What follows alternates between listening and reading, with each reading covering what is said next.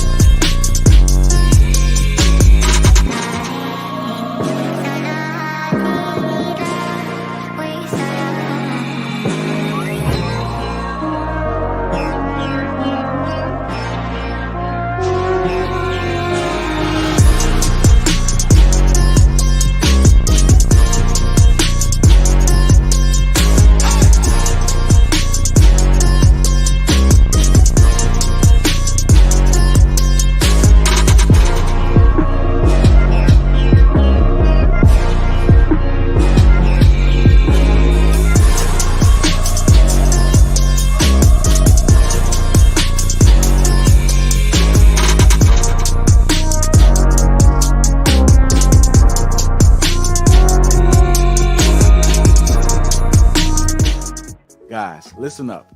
As you get older, the best way to continue to look young, exuberant, and vibrant is to continue to take care of your skin. That's why I'm excited to have Teej Hanley as a sponsor of today's video. You heard me talk about them before, and you're going to continue to hear me talk about them because I believe in their products and the positive impact that they have on every man's life. Teej Hanley makes taking care of your skin so easy. They provide you with all the products you need and nothing that you don't. Every box comes with an instruction card that tells you when to use each product, how much to use, and in what order. Lapeef family, I must admit, skincare wasn't always something I always focused on, but since I started using this system, I've seen improvements in the way my skin looks and feels. And you don't have to take my word for it. They have over 5,000 5-star reviews on their website from satisfied customers from around the world. I recommend you start with the level 1 system, which comes with all the basics: a daily face wash, an exfoliating scrub, an AM moisturizer, and a PM moisturizer. In addition to amazing skin, members of Teej Hanley get tons of benefits, including at least 20% off retail price, the ability to customize your box, pause or cancel at any time, and free US shipping. And because Teej Hanley is sponsored today's video, they're offering my great deal. Just click that first link in the description and you get 30% off first box plus the free gift. Seriously, that's an amazing deal. Even though it's too early, as I often say, it's never too late. Click that link and get started today. That's right, family. Feel it, Teej. Just go time.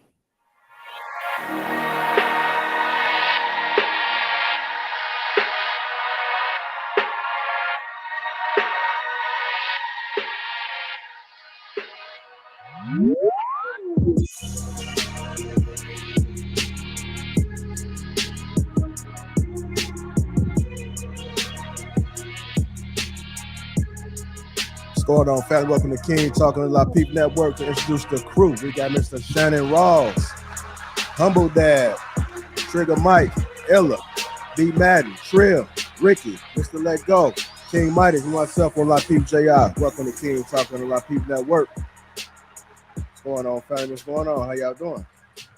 Doing good, man. What's going on? Good. What's up? Peace, man. How y'all doing? Like y'all fired up. Yes, sir. That's good to see you. What's up, King? I know it's your first time here, brother. How you doing? Doing good, man. Doing all right. You're gonna take it easy on me, right? Oh no, it ain't like that, man. Oh no. My boy King, what up, bro? What's good, Trey? How you feel? Coolin', bro. Yeah, like it's not that Thursday energy. I'm not sure if you're familiar with that, but it ain't Thursday, so it's a little bit low key, especially with everything that's going on with YouTube. So gonna try to keep the cursing down to a minimum. But with that being said, it's good to see you guys. Shout out to the sponsor, Teej Hanley Uncomplicated Skincare for Men. Make sure you guys click that link that's in the description. 30% off along with a free gift. Also, let me see what we got in the chat, man. Shamar Lawrence, Jordan, Jolie, Sugar Curl Salon. Salute to you. I see you got that deal with Walmart. So good to see your products in Walmart. Black business excelling. So shout out to you. Who else we got in there? Who else we got? City Boy. It's my first time seeing you. Welcome. If you want to become part of Green Gang, click that link that's pinned to the top of the chat. That is your way to get access to all the extra that's going on. Hit the like button if you haven't already. Also, make sure you subscribe to the channel. We're going to hop right into it. Our first topic of the night. Would you still marry her? Oh, go ahead. What's going on with YouTube that you said?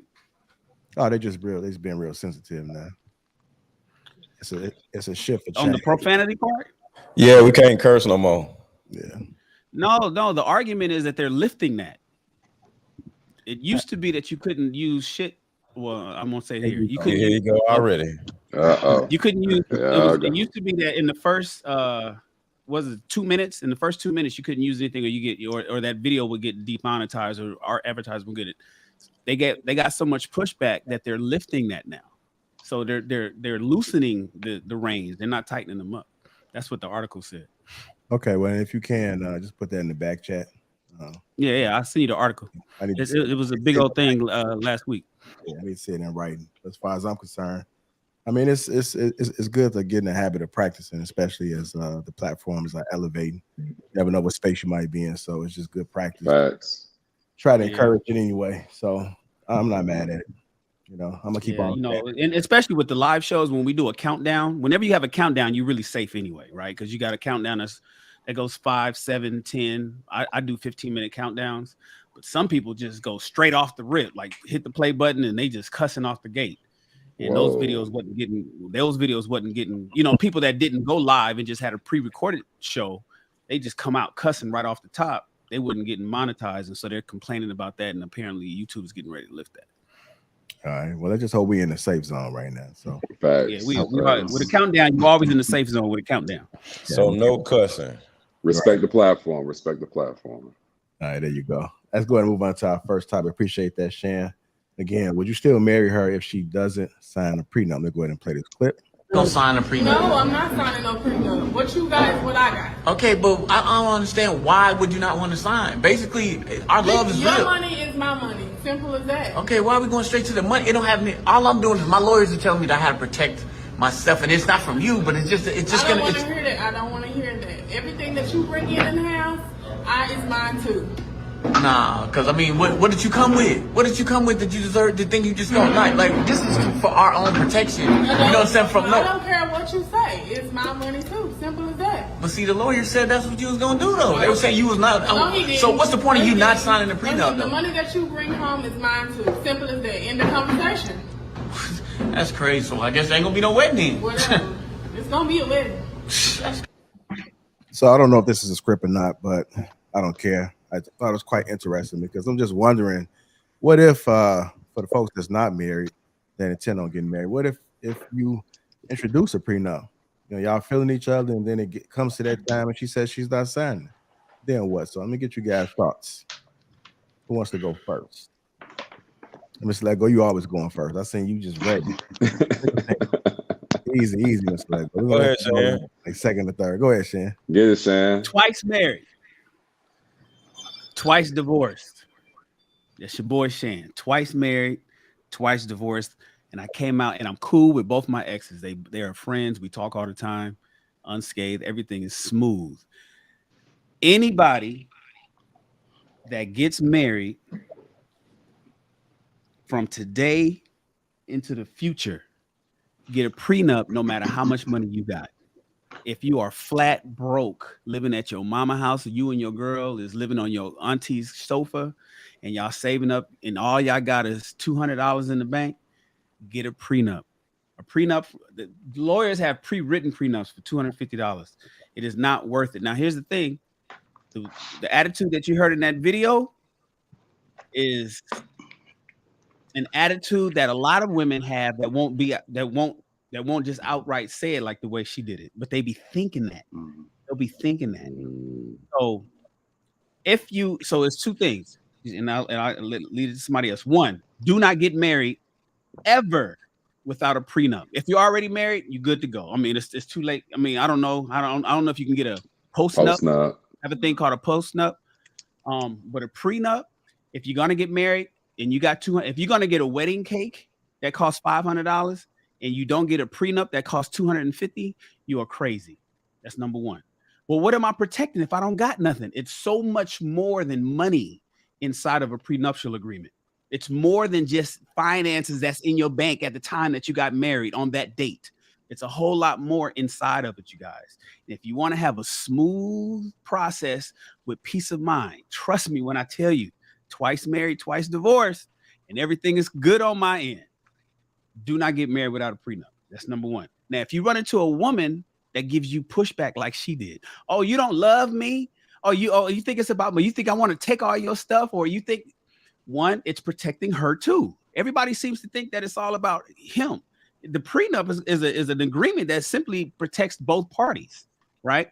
Typically, it sounds like women is going to get over because women get over, right? You know, alimony is 97% paid by men, 3% paid by women currently, right? Out of a room of 100 divorcees, 97 of them are men that's paying alimony. And so women are typically kind of like taken back when you bring up the prenup part, but don't worry about that. If you got a woman that gives you that kind of pushback, bro, you got a whole lot more issues that you probably need to work out than the prenup before you guys even get married. I'll land there. Okay. Let me go to Ella. What's your thoughts, sir? I mean, I was married before, you know, I'm divorced. I didn't go through that process, but I just feel like like Shannon said, you should just do it. I think the modern woman, whether she admits it or not, they've been altered. And I feel like just to protect yourself, you need to put yourself in the best position where you're safe, because I just can't see a person not doing that with the modern woman's mentality. It's just totally different than it was years ago when she just was with you because she loved you. Being married to in my opinion, I'm not going to speak for other men, but in my opinion, for what I'm seeing, I don't see too many women that want to get married genuinely out of love. It's really for security. It really has nothing to do with affection. It really has nothing to do with how much they want to bond with you. They might want to bond with your lifestyle. They might want to bond with your income. But I don't think the modern woman is credible enough to just go into just, I love you, we're gonna make it work. I think you should definitely protect yourself. So I agree with Shannon. Let me get you King in there. What are your thoughts, sir? Yeah, man. As somebody who's currently going through one, I definitely recommend, in terms of going through a divorce, I definitely recommend getting a prenup.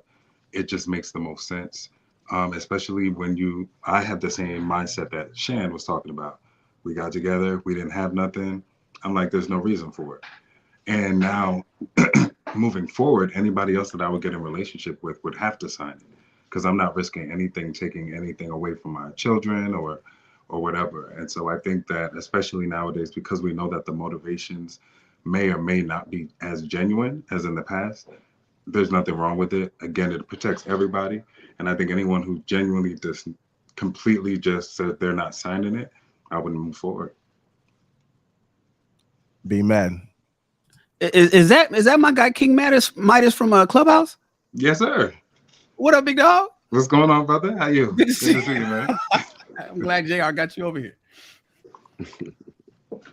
Sorry to hear that. That you said you're currently going through a divorce. I wouldn't wish a divorce. I'm all about black love. I wouldn't wish a divorce on nobody, man. Nobody. It takes you one piece of paper to get married, 700 to get divorced.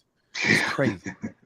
700 and a whole lot of notaries, and got to get this notarized, and got to get this signed, and got to do all this shit you got to get out of the government. They only take one single sheet of paper and one signature to get in. It's crazy. Mm-hmm. It's crazy. Yo, that's sad if you think about it. Mm-hmm. That's the okie doke right there, Shan. That's the okie doke. It only takes one signature to get in, but 700 pages to get out.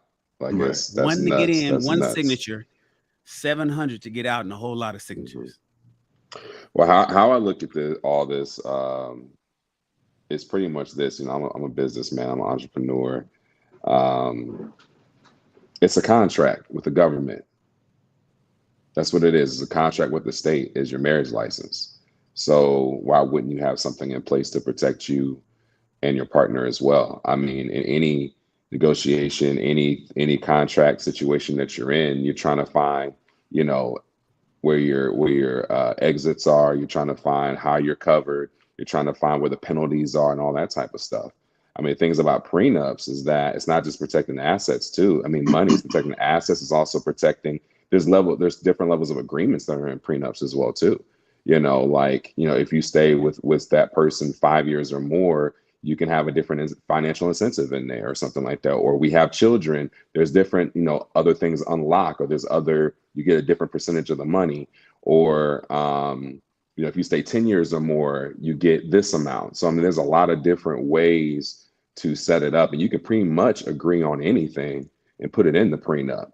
And for this modern world we live in right now, with the modern women we live in right now, I mean, it should kind of just go along with the whole boss chick mentality and the whole boss chick stuff. I mean, a lot of these women say they've got all this money, they've got, a lot of different things going. Heck, this is protecting you too, baby. I mean, you might want to protect whatever assets or real estate you got going on too. So, I mean, to me, it should be a win-win.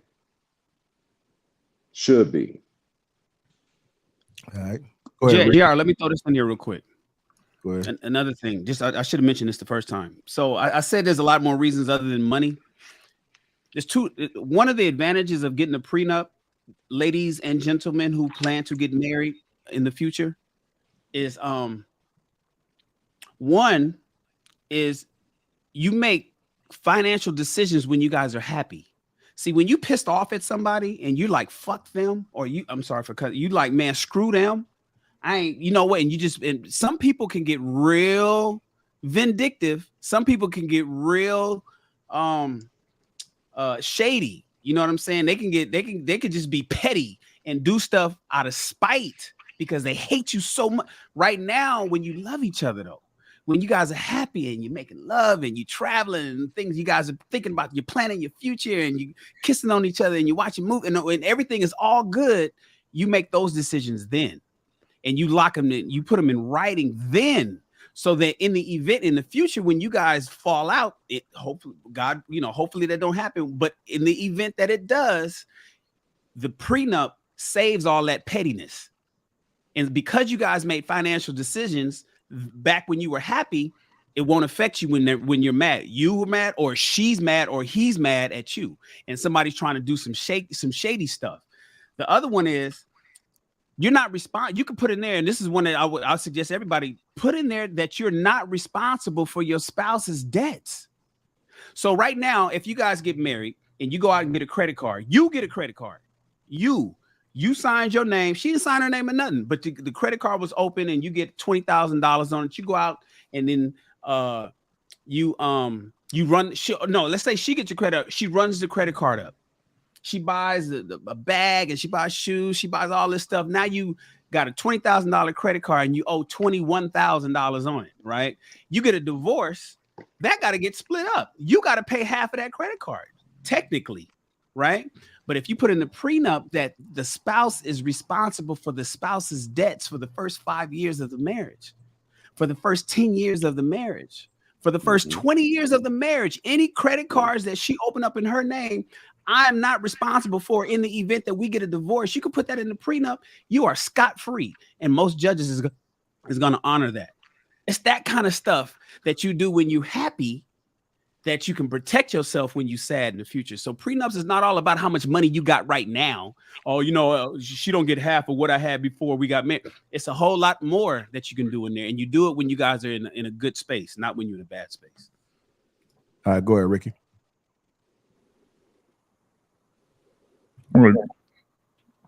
Why are you dealing with a woman that act that way when she get upset?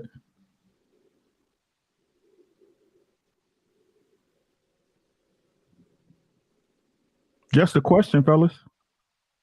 Obviously, you didn't put her through the fire to begin with because you didn't know she would respond like this, because otherwise you wouldn't have married her, correct? Right? And Brandon, I'm gonna hit you off with something. You said, "Hey, baby girl, you got access, boss chick shit." No, ain't nobody trying to marry no boss chick. Ain't this what y'all saying?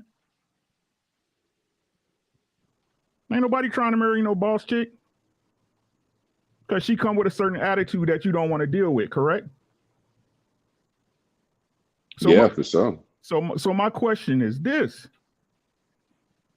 if you believe you got to get a prenup, don't get married.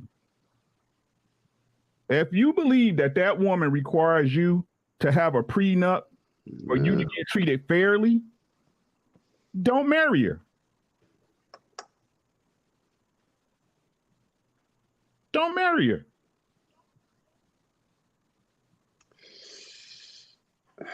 See how simple that is? Nope. Yeah, I don't want to talk about this though, right? We can hit on it, Rick. I was there. Yeah, we can hit on it. Can I jump in on that real quick? Go for somebody it. Gonna say something. No, go for it. I was about to jump in. You guys go ahead and hit it. All right, I got you. I feel you though, Rick. But you gotta understand. Unfortunately, men, when they go through things with women, they're told by not just other women, but by other men that relationships have ups and downs. Mm-hmm. You got to go through that. Mm-hmm. So it's like either you give up when you see these things, and they penalize you and say you really don't love her, or if you fight through it, they say what you said, Ricky. Hey, why you didn't know that? Women are fickle. They have a lot of different emotions, so it's like it takes a lot of emotional dexterity to deal with them. And a lot of times, they say you got to, roll with the punches. So a man might see certain things in a woman, and instead of just throwing her totally away, he feel like, I love her. She has her issues. Let's work through it. So by the time it gets to that point, it might be too late. You know, it's like society just picks and chooses when they want to penalize the man for being loyal or being a sucker. So a lot of men, they don't think for themselves. They feel the pressure of society. They feel the pressure of their family. They feel the pressure of their friends. They feel like, you know what, she is stressing me out, but you know, she's a good woman. She does for my kids. So, you know, I'm a lover.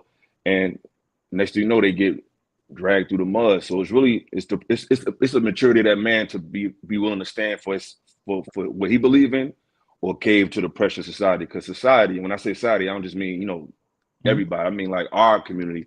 We put pressure on men for not accepting a woman through her ups and downs, and vice versa for women. So it gets tough, you know what I'm saying? Because at the end of the day, marriage is supposed to be about love, but we all know it's not. But that's what's sold to it. But what's the rule, right? What you plan for, you usually get, correct? Right? Yeah, so but love is relationships is supposed to be a kind of risk to it. Understood. I'm not saying there's no risk, but as a man, you know that. And I think that's the part that we keep trying to get away from. What I'm saying is this. I'm not saying there's not women out there that's vindictive and do these things. My question is why you didn't see it early.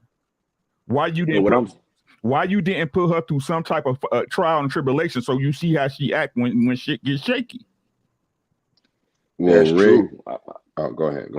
No, go ahead, bro. Go ahead. No, I'm just gonna say this, Rick. I mean, I agree with you on that piece, like 100%. But the thing is, every man don't have the fortitude to do that when it comes to their women. Everybody doesn't vet in the same way. A lot of people are vetting with their heart instead of, you know, seeing that woman for who she is.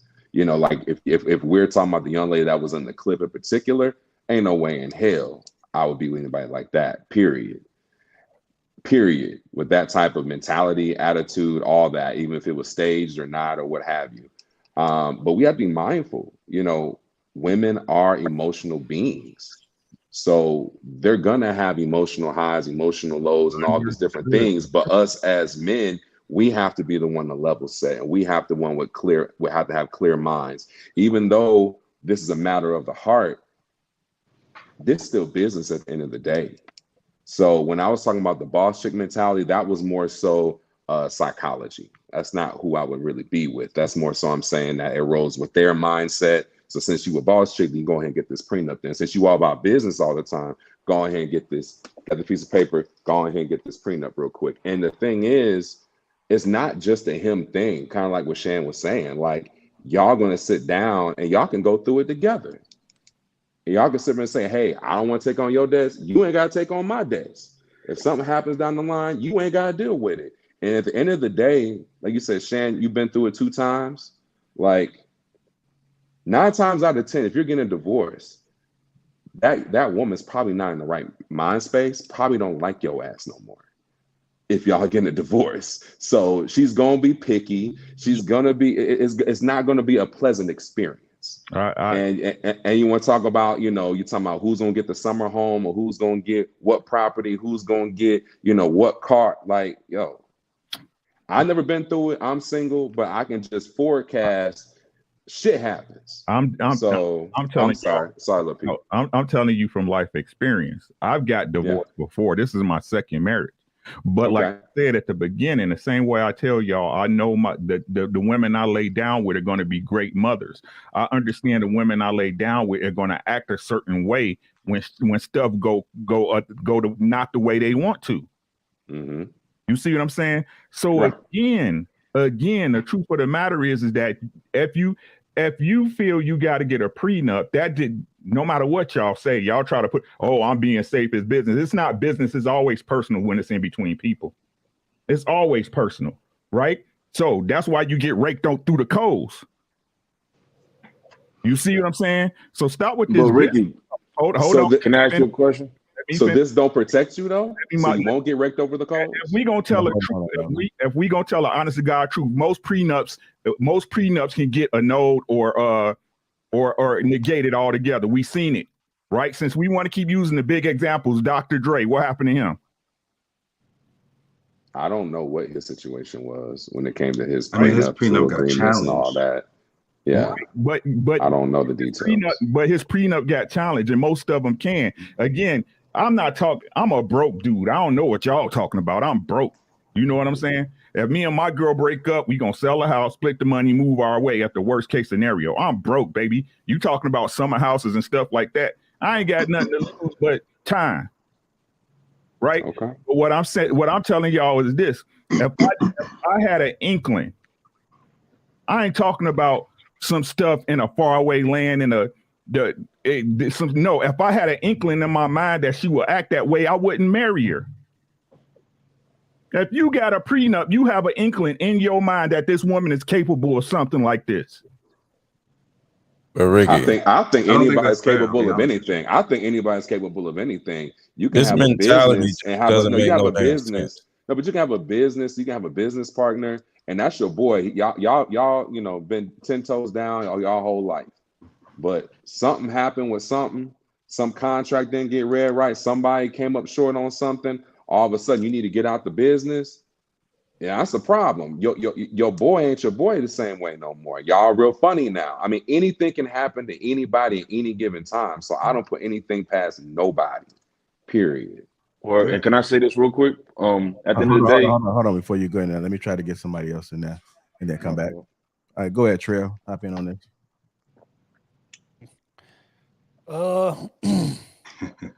What up, Trill? What's going on, man? Y'all boys good? Nice time, baby. Yeah. Trill, what up? Yeah. At this age today, I say yeah. But you know, again, I think it's a situation where I just have trust issues generally. So I mean that goes back, kind of goes to what Ricky is saying. You know, why would you marry somebody who you feel that way about? Well, I feel that way about everybody. It ain't necessarily got nothing to do with her. It's just a me thing. But in terms of me personally, yeah, when I got married, I wasn't thinking about no prenup at all.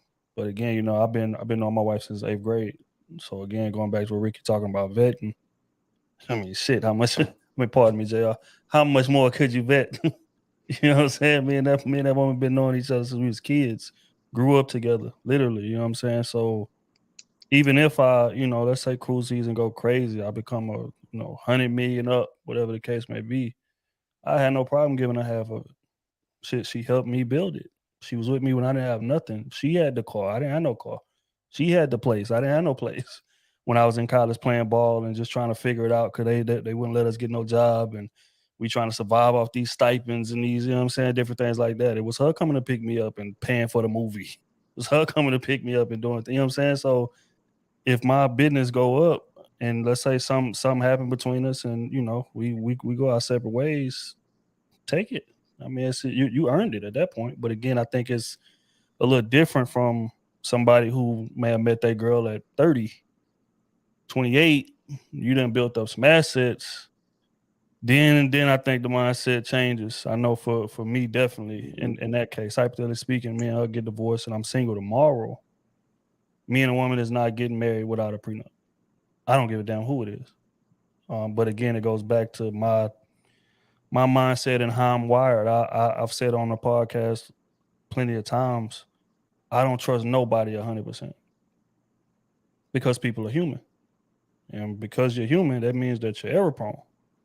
And that means that, you know, I can make a hell of an assessment and it can still go left depending on what happens. You know, again, men, and this is another thing, men like to speak as if we're going to be the most level-headed in the world. But let's say that the marriage ended because she cheated. All that logic and level-headedness and levelness, that shit is going out of the window. You're going to be, you understand? So, you know, again, we ain't the most level-headed either. It's just more times than not when the relationship ends, we typically the cause of it. So it's always a situation where, you know, we level-headed, sure, because we in the wrong. But, you know, again, hypothetically speaking, if I'm advising somebody who's 28, 30 years old, who done built assets up already, getting into a situation, I would definitely advise a prenup. That would be my answer to that. All right, hold tight, everybody. I'm gonna go to Trigger Mike, let go, and Humble Dad. I'm gonna Humble Dad first, then Trigger Mike, let go. But I'm gonna play this other clip, which gives a little bit of context to what some of the people said on the panel. But what it does, a trust says legacy and future. A prenup says this is over the past and we not. So what you're saying is two different things. What you're speaking life when you establish a trust. You are planting seeds of death when you even enter into a conversation about a prenup. If now you have to now decide whether or not she's worth half. Easy. She can have half of whatever we build together or whatever we had, because whatever happened before we got married helped to shape who she is and what she brought to the relationship. This kind of mentality of hoarding and saying, no, I got to keep it all because I built this and right? So when I'm doing this, I can't do this.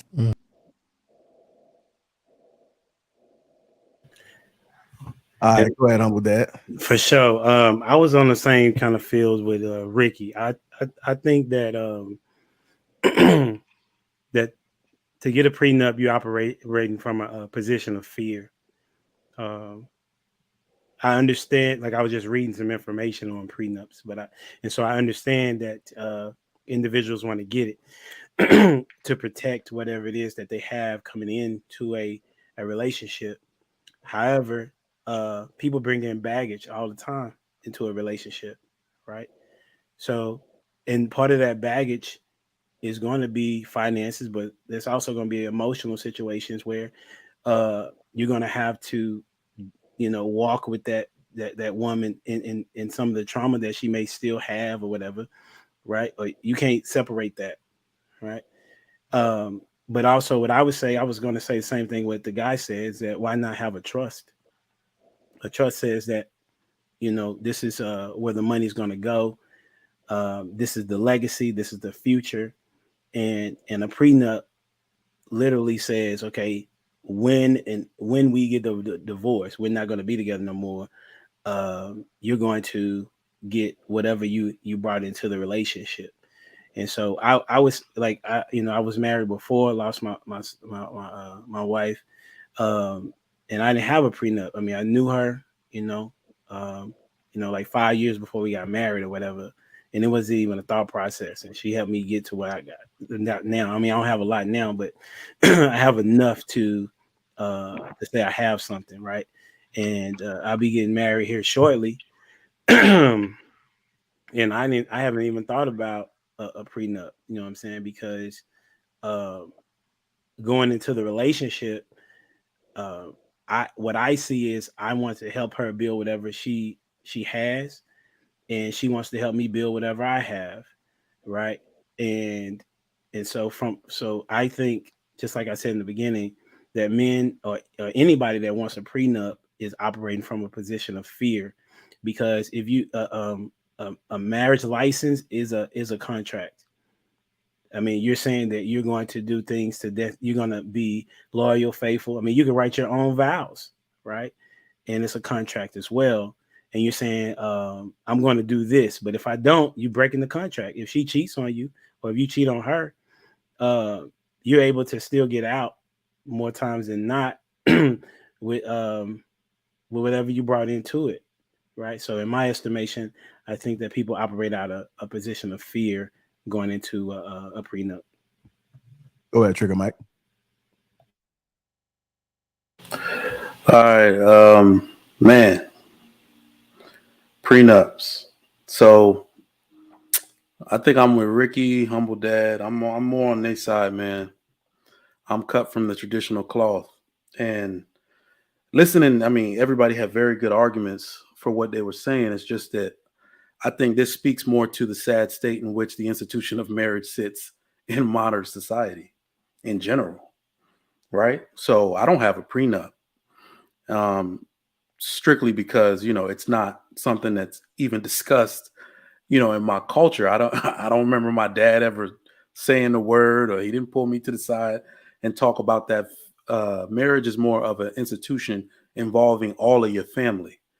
And you, like they said, you talk about a prenup. I do believe that is planting seeds for the death of your marriage. I wholeheartedly believe that. Now, you can call me stupid, but I don't plan on being divorced, even if we're not together anymore. Marriage is about family and children, in my estimation, and you do what's best for them. Yeah, she could rip my throat out if she want to, but that's not the person I believe I married. You know what I'm saying? And I damn sure wouldn't have married her otherwise, if I thought otherwise, rather. And really what I want to say is that don't get married. If you're going to do all of this, don't get married. Y'all are corrupting this institution that we talking about. Don't get married. Like literally just have that girlfriend to death. Look, be like, I'm afraid of you and what you could possibly do to me. We are cut buddies for life. Like there's no problem in saying that to someone, because I look at marriage, I take it so seriously, right? To the point where people think traditional means old or antiquated. Traditional means standard. There is a standard by which marriage must be done. And if you want to see why 50% of marriages fail, it's because people keep trying to infuse these modern rules into it. Well, you got to get a prenup. Well, guess what? 50% of marriage is going to die because you plan for the death of that marriage beforehand. So that's all I got on. All right, go ahead, Mr. Lego. I wanted to say real quick, Mr. Lego, what's the percentage of marriages that are that end and the man did not sign to say he was okay with the divorce? You talking about across the board, or you talking about like certain demographics? No, I'm talking about across the board. How many people does it take to sign the document to get a divorce? It takes, well, so you got to, one, is it contested or is it uncontested? And then if it's served and it goes uncontested, the woman, you can still get a divorce without the other person's signature. It just takes a certain amount of time. The percentage on that, I never really looked at that number. Okay, I was just asking. All right, go ahead, Lego. All right, a message to the audience, everybody watching. If you listen to Ricky, Hummadad, and Trigger Mike, you're freaking crazy. There's no way in this world. I don't know what's wrong with these freaking dudes. Ooh, It's really sad. Like y'all been watching the Disney Channel a little too much, but this ain't Disney. All right, women are emotionally unstable. Women, period. All right, it's not this woman, that woman. Is women. When we go into survival mode, we like there's a psychology that we go into when all crap breaks loose, because I don't want to cuss. But when all crap breaks loose with a woman, her way of survival is she in some type of way has to depend on some man to get her out of her own situation. When we go in survival mode, we're going to pick up whatever we need to do or do whatever we need to do, get ourselves out of the situation. A woman goes into survival mode. She's going to depend on the government, depend on you. She's going to depend on her family members. She's going to depend on somebody else. But it's always going to be some external person or group that's going to help her get out of this. So when she has to get a divorce, she's going to do whatever she needs to do to make herself whole. And it's just crazy for Trigger Mike to turn around and say, well, I don't plan on getting divorced. That's like saying I don't plan on dying. Like stuff happens. Feel me? So it's like it's not the same. That's a horrible analogy. Hold on. You got health insurance, you got life insurance. I'm about to say instead use a car accident as an example of dying. We don't plan on getting in a car accident. I'm just exactly. You got car insurance. So for you to not have woman insurance is stupid. Now y'all can do whatever y'all want to do, because this is for the people in the audience, because y'all gonna have y'all lives or whatever. But for the young people in the audience, do not listen to Ricky, do not listen to Humbat, and do not listen to Trigger Mike. There is there's a high percentage of divorce rates, and it's caused by women. So you think, oh, my wife would never do me like that. That's like a woman saying, well, I love him, he's never going to do me like that. Guys, y'all need to stop looking at these Disney movies. Like, get rid of Disney Plus, guys. Like, real talk. Take Disney Plus off of your apps. All right. Yeah, I got that. Disney, hold on, Who was that? Shots fired. And I got my bulletproof vest on tonight. All right. Oh, absolutely. So, how many divorces involved a prenup to begin with? Because in my estimation, the only people who really have successful marriages didn't do that at all. They didn't plan for the death of their marriage. I'm gonna just be honest with you. Nobody has the statistics because it's basically telling you, yes, I put that caveat in there. If you need to do all of this, don't get married. Period. It's a risky institution.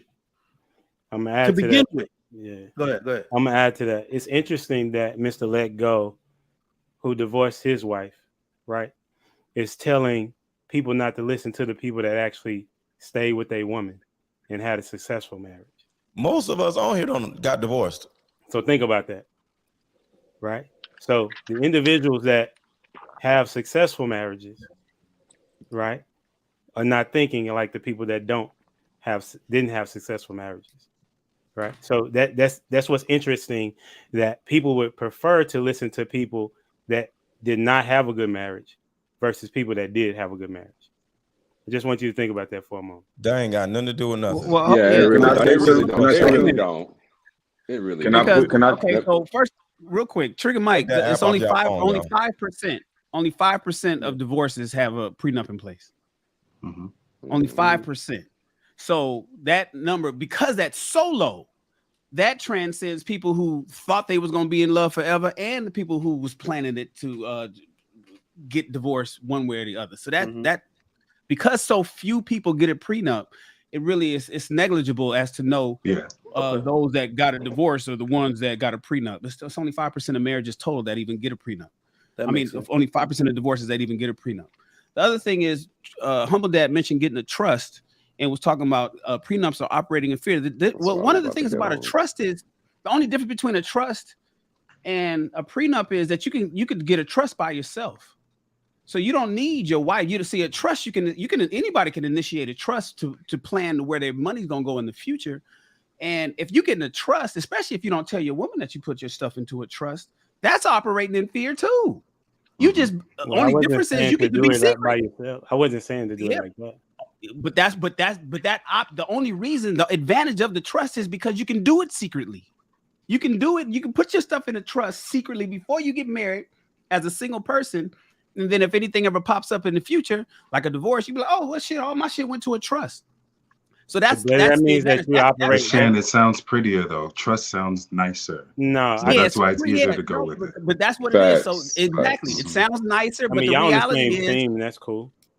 But I'm just saying that that operating in fear is both of them, trust or prenup. But the thing is, and I hear what you're saying. Look at the guys that had failed marriages. Why listen to them? And there's 3 brothers up here that's still married.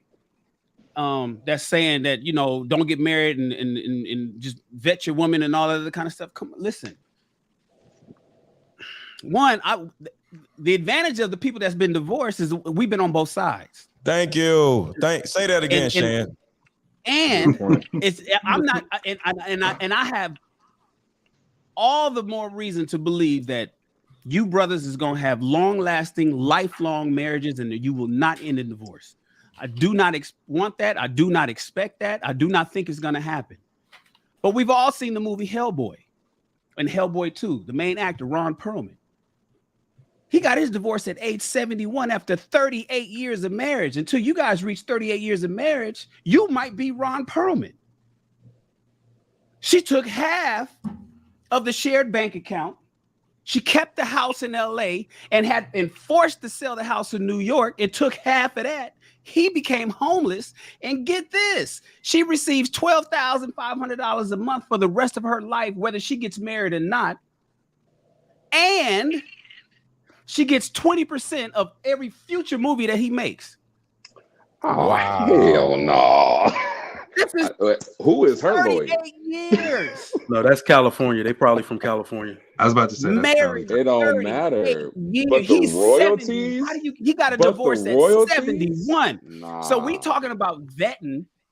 We talking about knowing your woman. We talking these women. He been married longer than half of the people. Him through that. Was she there with him during that time when he was building his legacy? It's been almost 40 years. So 20% more of every movie moving forward, though. 40 years. Dad, I just gotta ask you a question. Humble Dad, I gotta ask you a question. The point is whether she was there from day one or whether she met him when he was already on top. they got a divorce at age 71 after 38 years of marriage. You can't guarantee nothing. That's understandable. I'm not saying that part. What I'm saying is, so when you say things like, well, you know, why would listen to people who's been married? Well, I would imagine that we should all listen to Ron Perlman before anybody else on this panel, and he got a divorce. But because to a certain degree, we have been somewhere that y'all haven't been. So it makes zero sense for you to turn around and talk about somewhere that you haven't been. Why would I want to? Hold on. So the people who have been divorced, those are the people that is important for the audience to listen to, because y'all have not been where we've been. Y'all, like I said, I'm gonna ask you, Homo Dad, do you have Disney Plus? I do have. The answer is yes. That's the problem. Stop looking at that Disney mess. That's the problem. So for the record, Disney, bro. So I do have. So first of all, as far as it relates to Disney Plus, I think you're very ignorant to what goes on Disney Plus, because it doesn't promote family at all. That's one. All right, and then number two, what I'm saying is, if you look at marriage from a position of that you're trying to build legacy, right? You operate differently as it relates to marriage. Like most of y'all dudes are hurt because y'all got y'all divorced, or you haven't been married, and you feel some way about marriage. It's you that. Yo, you don't hit him with the Kevin Samuels. Can I say something? Can I jump in there real quick? Hold on. Bro? Let him finish. That was kind of crazy. Let him finish. It's very understandable that y'all triggered. I get it. Okay. Because I'm telling you something that's deep down inside that you realize and you don't want to deal with it. So what I'm saying to you is, if you coming from a place of, if you're into it, you're saying it's a business, right? If you think that your business partner is in any way a little bit shady, why would you even deal with them? Another thing, why would you even marry a modern woman? Based on what y'all say, they're not even marriage material. So that's a really horrible connection that you're making. And I'm saying to you that if you looked at marriage as what God has designed it to be, and y'all operating from that place, then you'll have a better marriage. Okay. What you all are realizing, what y'all are thinking about is the two people that are in the marriage. There's nothing wrong with marriage. It's the two people that are in the marriage that are making it a problem. Right. So as Ricky said before, you need to vet better, of course. Right. As Shannon said, I mean, it could be 38 years. Right. But if she helped you build it, I don't understand. Right. And if we're designed to take care of women, right, Mr. Let Go, their children, right, then why would there be a problem with her getting anything that you bring to the table? Can I answer that? I can answer that. Go ahead. Hold on, I want to answer that real quick. Hold on, because this is important. Hold on. Before you go, we're gonna go to Mr. I don't think he read. I don't think he read in terms of the divorce. Trigger Mike and Brandon, but just kind of keep it brief so we move on to the next topic. Yeah, I've been wanting to go ahead and hit this real fast. Okay, so the answer to your question, Homo Dad, is no matter what the situation is, you have to have something in place. Like I said, whether it's car insurance, life insurance, and woman insurance. You know what I mean? So at the end of the day, regardless of who, what, when, where, and why, you have to put something in place. And it's just really that simple, you know, and it's not really technical. It's just something that you have to do. It's business. Life is business. You go to a job, there's certain things you have to sign and take care of. And if you get fired, you can get unemployment or whatever. But if you do certain things that they deem you ineligible for unemployment, you don't get unemployment. So in a event of a marriage falling apart, hey, certain situations, like, you need to be in control of your money, because you don't want the government or some lawyer or some judge control of your future. So you can have a prenup, right? And she gets nothing. Say she gets nothing, right? And you can still take care of her and make sure she's good off of your own actions. But you don't want no white man in control of your money and your future. You handle everything on your own after the prenup is taken care of and she gets nothing. You take care of her. It's still your money. You're in control of your money, but there's no judge in control of your money. And that is the thing. Facts. To piggyback on that. Yeah, piggyback real fast. You know, I look at everything in life as an investment. Okay. And when it comes to investments, you're looking at the probabilities of things. You're looking at numbers. You're looking at, okay, what's the probability this will work, or I'm gonna get my return back, or I'm gonna get my initial money back, or how much return I'm gonna get at the end of the day, and what have you. With numbers like, you know, 56% of marriages ending, or 50-50, you know, they working out. That, I mean, that's a flip of a coin. You know what I'm saying? Is that a risk you're willing to take?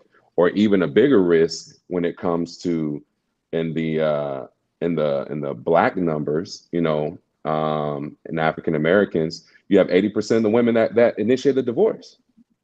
80% of black women initiate divorce in this country. Are you willing to take that kind of risk? You know what I'm saying? That kind of gamble, if you've got that high of a risk going on. I don't know about you guys, but I like to protect my assets, and I like to protect myself, period. So, you know, if I have, you know, a real estate business, or if I have a restaurant or something like that, and she gets mad at me one day, or she decides she doesn't want to be part of this no more, 2, 3 years, 5 years later down the road, why not protect yourself? Why not just protect yourself? What is wrong with that? Because at the end of the day, the whole point about the prenup is that hopefully you shouldn't have to use it. Because if you're coming in and investing in her, and she's investing in you, and you guys really love each other so much, Humble, Trigger, if y'all are, you know, living in doing the whole Disney Plus thing, and it's all beautiful, it's all great, then the prenup don't matter, because y'all ain't going nowhere. The prenup only triggers when someone wants to leave. And at that point, you're protected, she's protected. You can decide who's going to get what, how you're going to do it. You can think of that later on. You can revisit it later or whatever. But the point is, she can't take half your company. She can't take your restaurant and just extract a whole bunch of money out of it or whatever. You can set up something that she can get her money from. You can pay her out how much per month, whatever setup you want to do. That's fine. Have your trust, have all that. And I hope most of my business-minded people know how that whole formation works. And if not, that might be something we might need to talk about as another subject on King Talk, about how trusts work, how LLCs work, how that whole formation works. But yeah, why not protect yourself? That's all I got. Y'all keep dancing around like Smurfs if y'all want to. All right, go ahead. I think it's disingenuous too. All right, go ahead, Ella, then we go to Trigger. Make sure I keep it brief so we can move on, y'all. All right. Yeah, it was a lot said, but we gotta get off this self-righteous, I'm better than you type of energy. You know what I'm saying? Like, just because first of all, let me ask you a question respectfully. Humble Dad, you about to get married, right? You been married before? Yes. So you've been divorced before? No. So this is your first marriage? This is my second marriage. I lost my first wife. Oh, I'm sorry to hear that. Ricky, you was married before, right? Twice, right? Yep, this is my second marriage. So what happened? The first one, you was divorced? Yeah, I divorced her. All right, so obviously, regardless of how much you vetted, it still failed. So the point. That's all I'm saying. That's all I'm saying. Let me finish. Your point, but yes, sir. I'm just saying. But you can't. Humble Dad was saying, just because you divorced, somebody could take your advice. That's not necessarily true. You know what I'm saying? Like, two things can be right at once. I hear a lot of old ways of looking at things, and there's a lot of modern ways of looking at things. You got to find a balance. A lot of our beliefs is coming from religion. Everybody's not religious. Everybody's not going to go by what a religious text says how to live a life. Everybody's not like that. You got to deal with the modern time and where you at right now, because you could be trying to be a man of God all you want, but this woman who's still going to church and still paying tithes and all that, she'll still divorce you in the New York minute. So you got to deal with reality today. We got to stop taking all these old ways of thinking based on grandma and them. They ain't got nothing to do it right now. These women, no matter how much you dedicate yourself to them, no matter how much you love them, they'll still play you out. And just because she's in your life don't mean she helped build what you had. Just because you're in my life don't mean you built my life. Dr. Dre was a great producer. He made them beats, but she ain't make none of those tracks, but he still had to give her money. So we can still be modern and still respect tradition, but you still had to find a complete balance in things. And Mr. Let Go was right. You wasn't with me. I'm rapping some Rick Ross. Just because she's in my life don't mean she deserves half of what I got.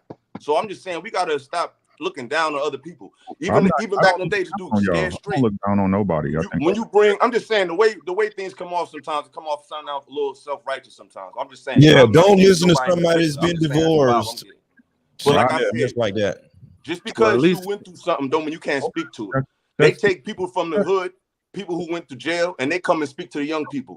They didn't go to school. They didn't graduate. They went the street route, but they still put those men in front of young people and say, "Hey, young bro, don't do what I did. Don't do this." Sometimes experience is the best teacher, and sometimes you can learn through someone else's experience. So I just feel like we don't have to.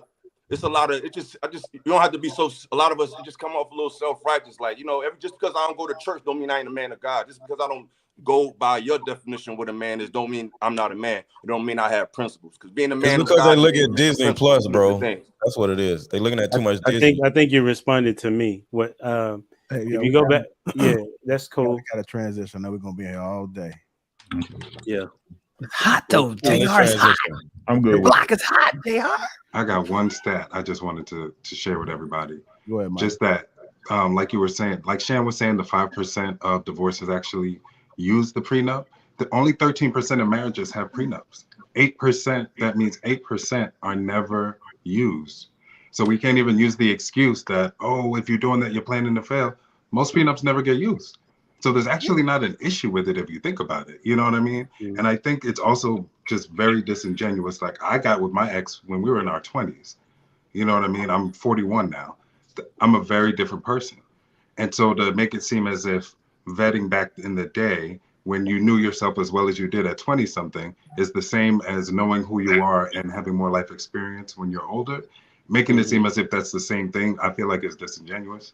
And I think we just have to be honest with a lot of us recognize now as we're older. I disagree with that. I mean, I understand what you're saying with disagreeing with that, but I think it's still important to recognize where people are when they are still doing it. We gotta move on, y'all. Majority of the marriage. Let's move on now. This is my last point. This is my last point. You can definitely move on now that Mr. Lego remember too, most divorces today are for people 45 and up. That's all I'm saying. Okay. So let me address this and we can slide, right? I'm not saying you don't do it. I'm saying I wouldn't do it. I wouldn't do it. And this is what I'm trying to tell y'all. What I'm saying is this: your woman when she was 20 is the woman she is now. There's stuff that sets your woman off. It's things that it's a way your woman is going to react in a certain set of circumstances. My question is this: why would you marry a woman not knowing how she act under certain circumstances?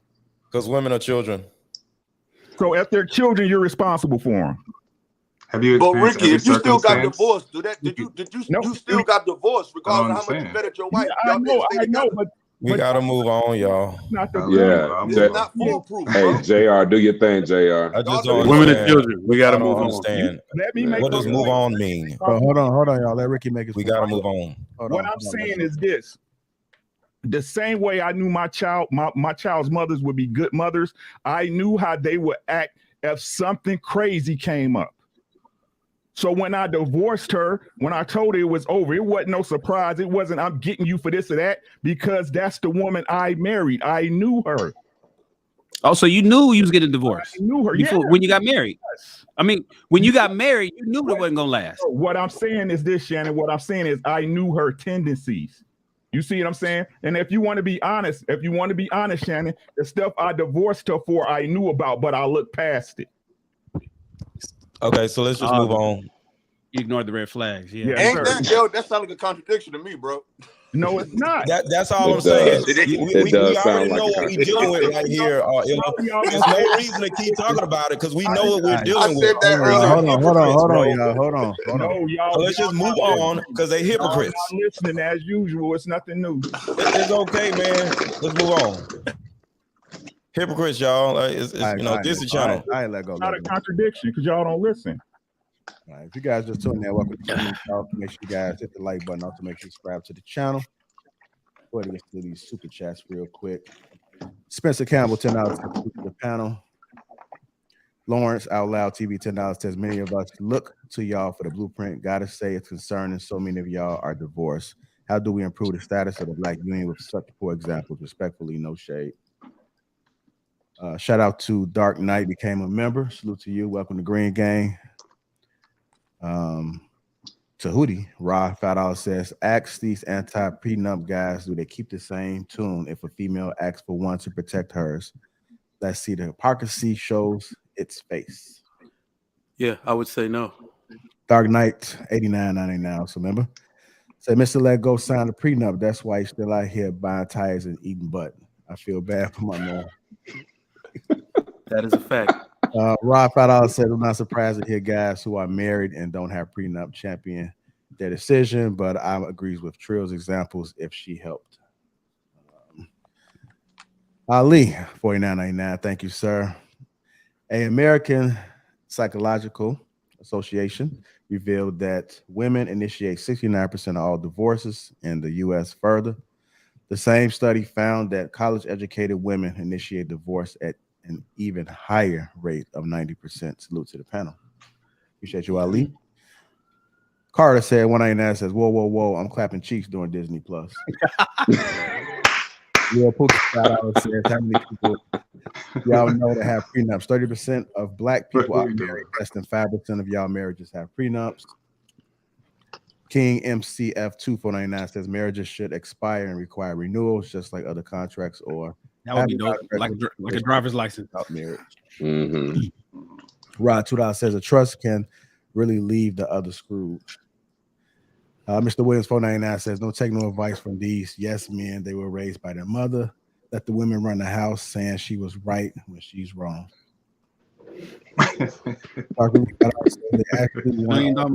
Willy-nilly give away half our ass that tail no. Big Pressure $5 says prenups just keep everybody honest. It don't take a lot of money. Exactly. Lawrence Out Loud TV $10 says as a married man of 12 years, I'm holding a man in a successful marriage in a higher regard than the unsuccessful man. Rob $5 says the married guys have pieces of the puzzle and divorce have the other pieces. The people can learn from both to plan out their course and possibilities. Everybody except Mr. Let Go. Sterling Silver 499 says, humble dad talking crazy. I pray divorce doesn't happen to him because he will eat those words. The laws and courts and divorces does not favor men at all. Nixon, the voice of reason, $10 says a lot of simple divorces happen when both parties have a lot to lose. In those cases, people tend to want to leave with what they came with. And usually the one who doesn't have a lot wants a lot. BZ, formerly Baby Daddy, $2 says modern man plus modern women equals modern rules prenup. See if we had any more come through. Baby Zaddy, $5 says that's fair. That makes perfect sense, Ricky. So many people think we can change somebody. You was who you was when you got here. Don't save them. I think that might be all up. Rob $2 says who you marry is different from who you divorce. Always. Come on. Appreciate all the super chats that has come through thus far. Hit the like button. Also, make sure you subscribe to the channel if you haven't already. I'm going to go ahead and move on to our next topic. Shout out to the sponsor, T. Hanley. Uncomplicated skincare for men. 30% off along the free gift. That link is in the description. Next topic is talking too much, positive or negative, about an ex, a red flag. Too much about your ex, positive or negative, I'm out. Yeah. I like that positive or negative. Positive or negative. Because I've had people positive and they're like, why are we talking about her every conversation? Yeah, positive like, or negative. If you still like, if he's that good of a guy, go back. Go back. Right. No, what you here for? It is a sign of unresolved issues. 100%. Because you're talking too much, and you're absolutely right. But even on the negative side, people are like, oh, he hate her, you know, or she really hate him. No. That's a lot of emotion. If someone's evoking that level of emotionality from you, positive or negative, that's a sign of unresolved whatever. You don't know. I think the opposite of love is not hate. I think the opposite of love is indifference. Yes. It's indifference. Yes. You don't bother me. Yes. Because I think that when I am so affected by you, that means it's just a negative of the same strong emotion. All right. So let's go ahead and dive into this next topic. It's talking too much, positive or negative, about your ex or red flag. We'll go to King, Midas, Trill, then Trigger Mike. Absolutely. I don't see the purpose in it. You know what I mean? I think if you're ever talking about your relationship history, I think that's one thing. But really just going back and consistently bringing up the ex, because to me, if you're bringing up your ex in a negative way, that means for me, it's shady, because then you would very much so be willing to talk about me the same way. And if you're bringing up all the positive things about your ex, and this is like a consistent thing, I don't understand why anybody would think that your new person that you're talking to would even want to hear that. You know what I'm saying? And so that's not helping us build what we're building together. So I definitely look at that as a red flag. Potentially unresolved issues, potentially somebody's sneaky link, who knows? But yeah, I definitely think it's an issue. All right. Go ahead, Trey.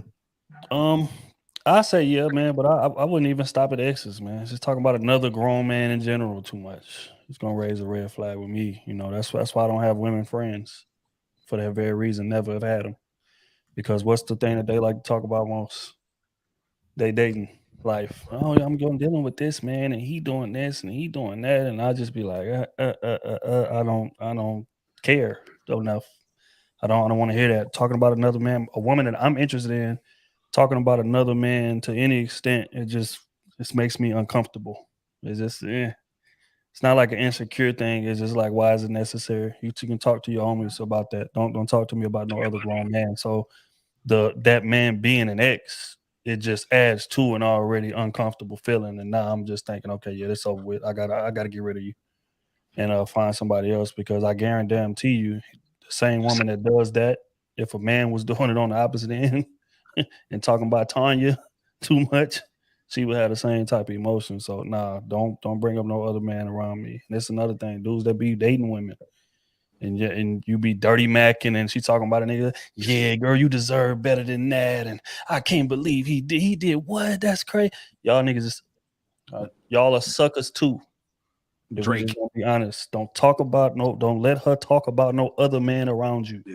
If it ain't family, her daddy, brother, that's about it. Everything else, if she talk about Jesus too much, cut off. Facts. Not Jesus. Go ahead, Trigger. No, I can tell you from personal experience that this is actually pretty terrible. This is what I'm not gonna say led to. Yeah, this is what led to me and my wife when we were first started dating. This is what led to us going our separate ways the first time. Right. So I met her right after a breakup. And we in that period where you go, Facebook official with somebody else, and your ex just start blowing you up, and we'd be on dates, and I had that type of ex that would just text random stuff, long messages, and it would alter my mood. And when she asked what was wrong, I felt the need to just lay it all out there, like, well, you asked, so I'm gonna tell you. But it clearly showed that not only was I bothered by it, like she said, indifferent, just basically showing that this person still has the ability to knock me off my axis at any given moment. So obviously there's feelings still there. And, she's like, well, I don't know. It didn't allow me at all to dive into the situation with her. I mean, it literally just put a whole wall between us to where she was like, I'm going to step back for now because clearly you got some unresolved issues with this woman. So I learned that from experience. And when we did finally, link up again, her first question was, you an old girl still, and by that time I knew what it was to be fully over somebody. Like, oh wow, yeah, I apologize for that because I'm not thinking about her. I got a new number, she don't even got it. Now I can fully engage in this relationship, and lo and behold, she became my wife. So there you go. Mr. Let Go. I agree with what she's saying. I think it's important for you to know what happened so you can get an understanding of certain idiosyncrasies of just how she handles, like did she just up and leave the relationship? He was, or he did this, he did that, and she never talks about what she did, so the conversation, you can get a good understanding of how she operates and how she deals with the past by just listening to what happened. But after that, that one story time about what happened with the ex, now it's time to move on. So the key word, what the young lady said, was too much. You need to know what happened. So, it's like, if you don't know what happened in the past, you're possibly destined to repeat it. You know what I mean? But the key word is too much. So if it comes up again, now we like, yo, what are we talking about this for? So yeah, you don't ever want to talk about something like more than once. You get a good understanding of what happened, who did what, why did this happen? So you get a good understanding of who this person actually is and how they deal with conflict, how they deal with because sometimes when you leave a person, how did you leave that person? You feel me? And you want to know what type of person that person is or whatever. So yeah, did they divorce the person and take all their money or whatever? So once you get that understanding, that's it. But it never needs to be talked about again. So I agree with her. Okay. Ricky, what are your thoughts about it? I think it applies not just to exes, but just all people in general. You know what I mean? Like, that stuff take up a lot of energy, bro. You know what I'm saying? I tell a lot of people call me and they say this. I'll be like, why is, like, what they eat don't make you poop? You know what I mean? So, like, why is that person even in your psyche that much that you want to talk about them? I think that's more than a red flag. I think that's Forrest Gump. That's track shoes the other way. You know what I'm saying? Like, ain't enough time in the day to be worrying about what your ex is doing or some other person is doing. It's not enough time in the day. I just think that's a bad look, no matter if it's like work stuff or, basketball team stuff or clubhouse or whatever. You know what I'm saying? I just think it's a bad look. You shouldn't waste a lot of time worrying about what somebody else is doing. You just shouldn't. I'm with that. I'll keep it simple. I say yes. It's a red flag. I mean, the conversation should be as I'm gonna agree with Mr. Let Go this one time. I'll probably be the last one for the night, but that getting the information out there in the beginning. I love you, homie. You know what I'm saying? We just disagree sometimes. It's cool. That letting them know that maybe there may be some scenarios where y'all talking and they say, well, that's what I'm trying to get over. That's something that maybe my ex did. Like it depends on scenarios, but too much is definitely a red flag, and you should be very cognizant of that, and get out of the relationship, or at least let them know that something's going on that they need to go deal with, and they shouldn't bring it to the table. All right, B-Man. Yeah, so I believe anything in excess is a bad thing, is a red flag, honestly.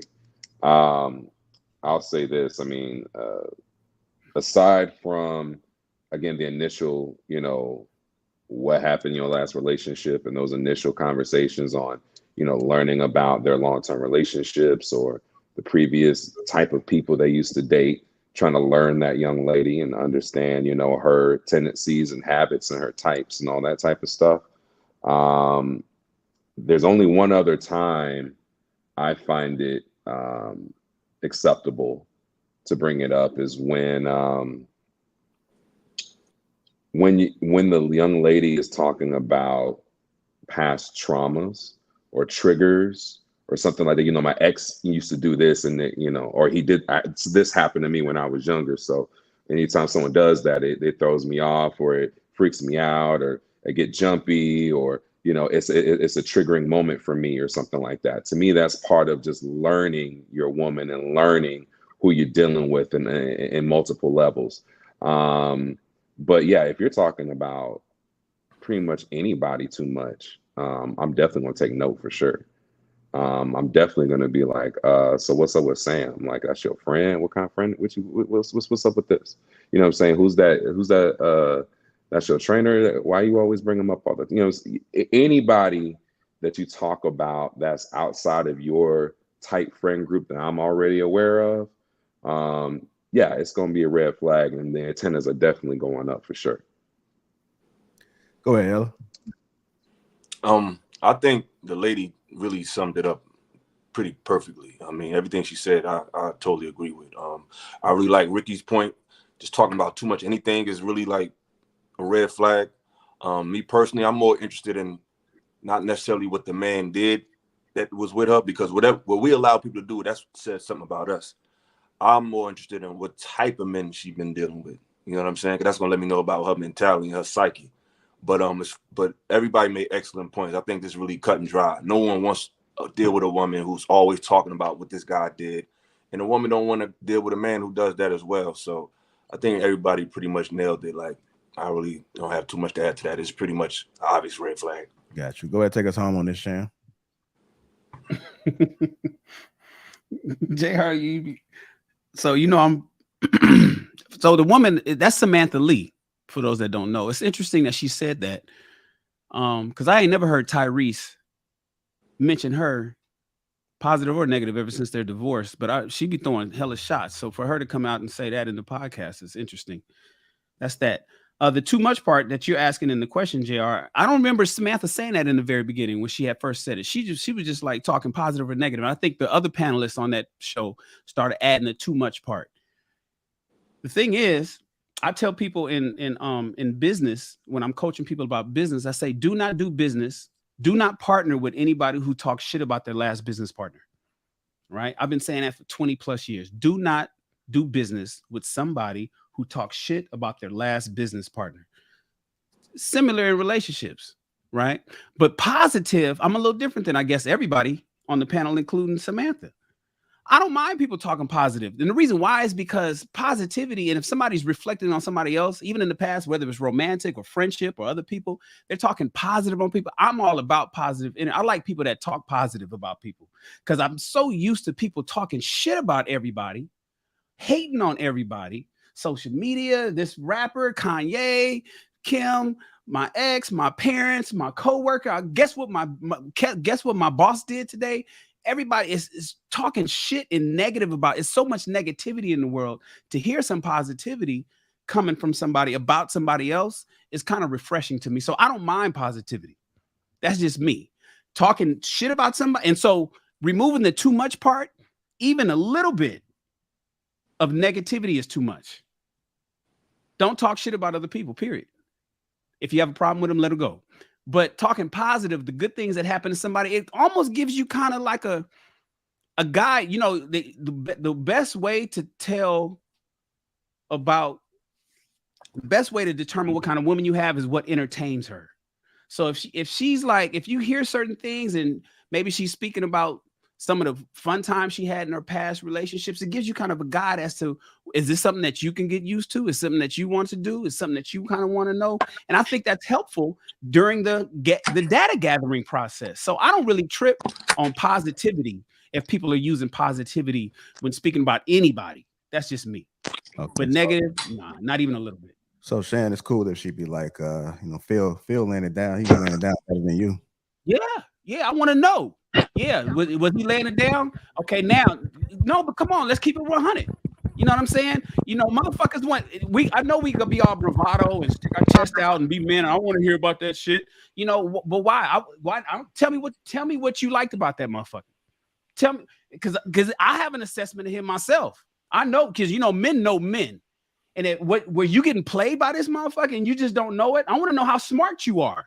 If you bigging up this nigga that I know is a scrub and you think that he's a Superman, that tells me a little bit more about you. So if she's talking about fucking the great times with a nigga that I know ain't shit, I need to kind of hear that. And this is what I mean by the data gathering process and learning about the woman, because I know what entertains her versus what I wish I would have known if I never heard her talk about somebody in the past. Ignorance is bliss. I don't want to know that. The Matrix. I'm gonna take the red pill. I want to know the truth. I don't want to fucking take the blue pill and stay in the Matrix and be ignorant and don't know what the fuck. I don't want to know none of that and get played. Get played. Hey, different strokes for different folks. And you guys just tuning in, welcome to King Talk. Make sure you guys hit the like button. Also, make sure you subscribe to the channel. A few super chats came through. Baby Zaddy again, $2. Also, member says, I'll rate this. All right. Jeffrey Woodland, $6 for marriage. Watch your six, fellas. Military talk, marriage, IZ, a big boy, buoy, game, bets to be safe, then sorry. Trust you. Saying one, $5 also member said, let's support these men. Took the time out to be on the panel tonight. Please hit the thumbs up. We should really be at least 50%. Make sure you guys get them up, get them up, get them up. That like button. Moving on to our next topic of the night is don't ask questions you don't want to know the answers to. Don't ask questions you don't want to know the answer to. Let me go ahead and play this clip real quick. We are a very sensitive culture, though. Yeah. Oh, you know, I don't know. Oh, wrong one. My bad.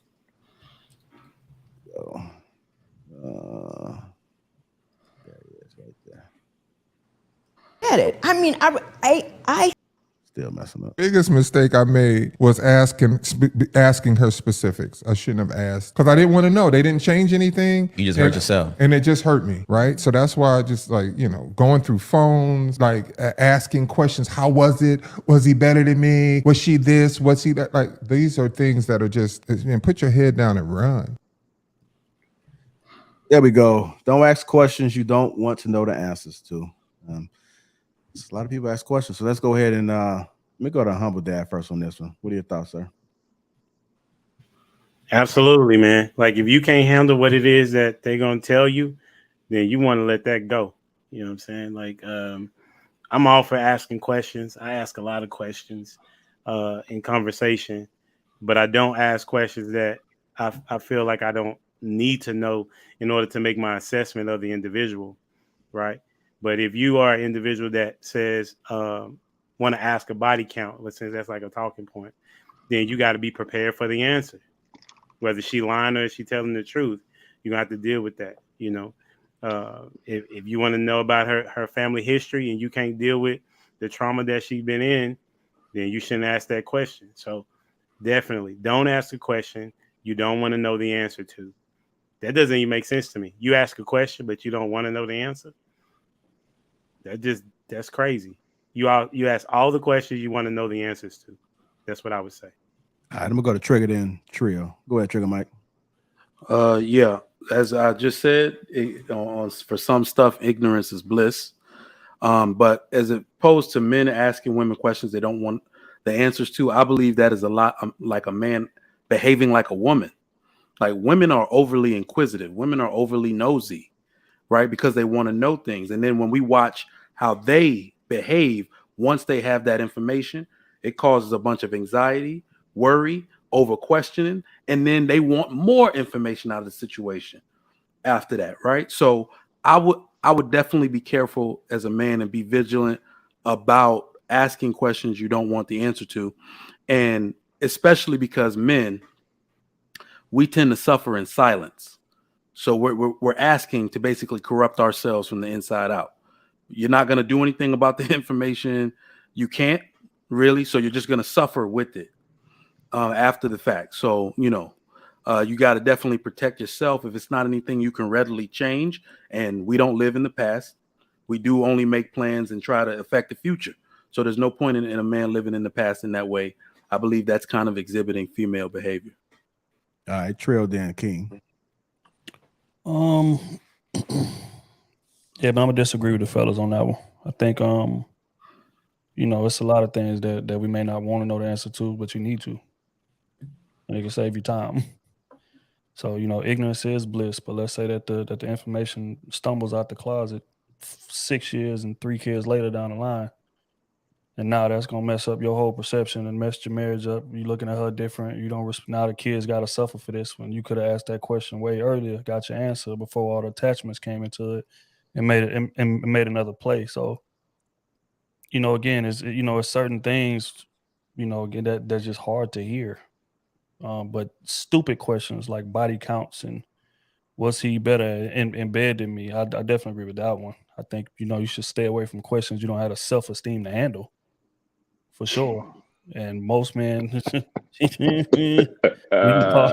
call women emotionally fragile all we want, but a lot of you niggas, if she give you that wrong answer, it's gonna crush your little ego or your little masculinity or a little alpha mindset that you got. So I would advise, be careful with asking questions you don't have a self-esteem to handle, but shit that we don't want to know.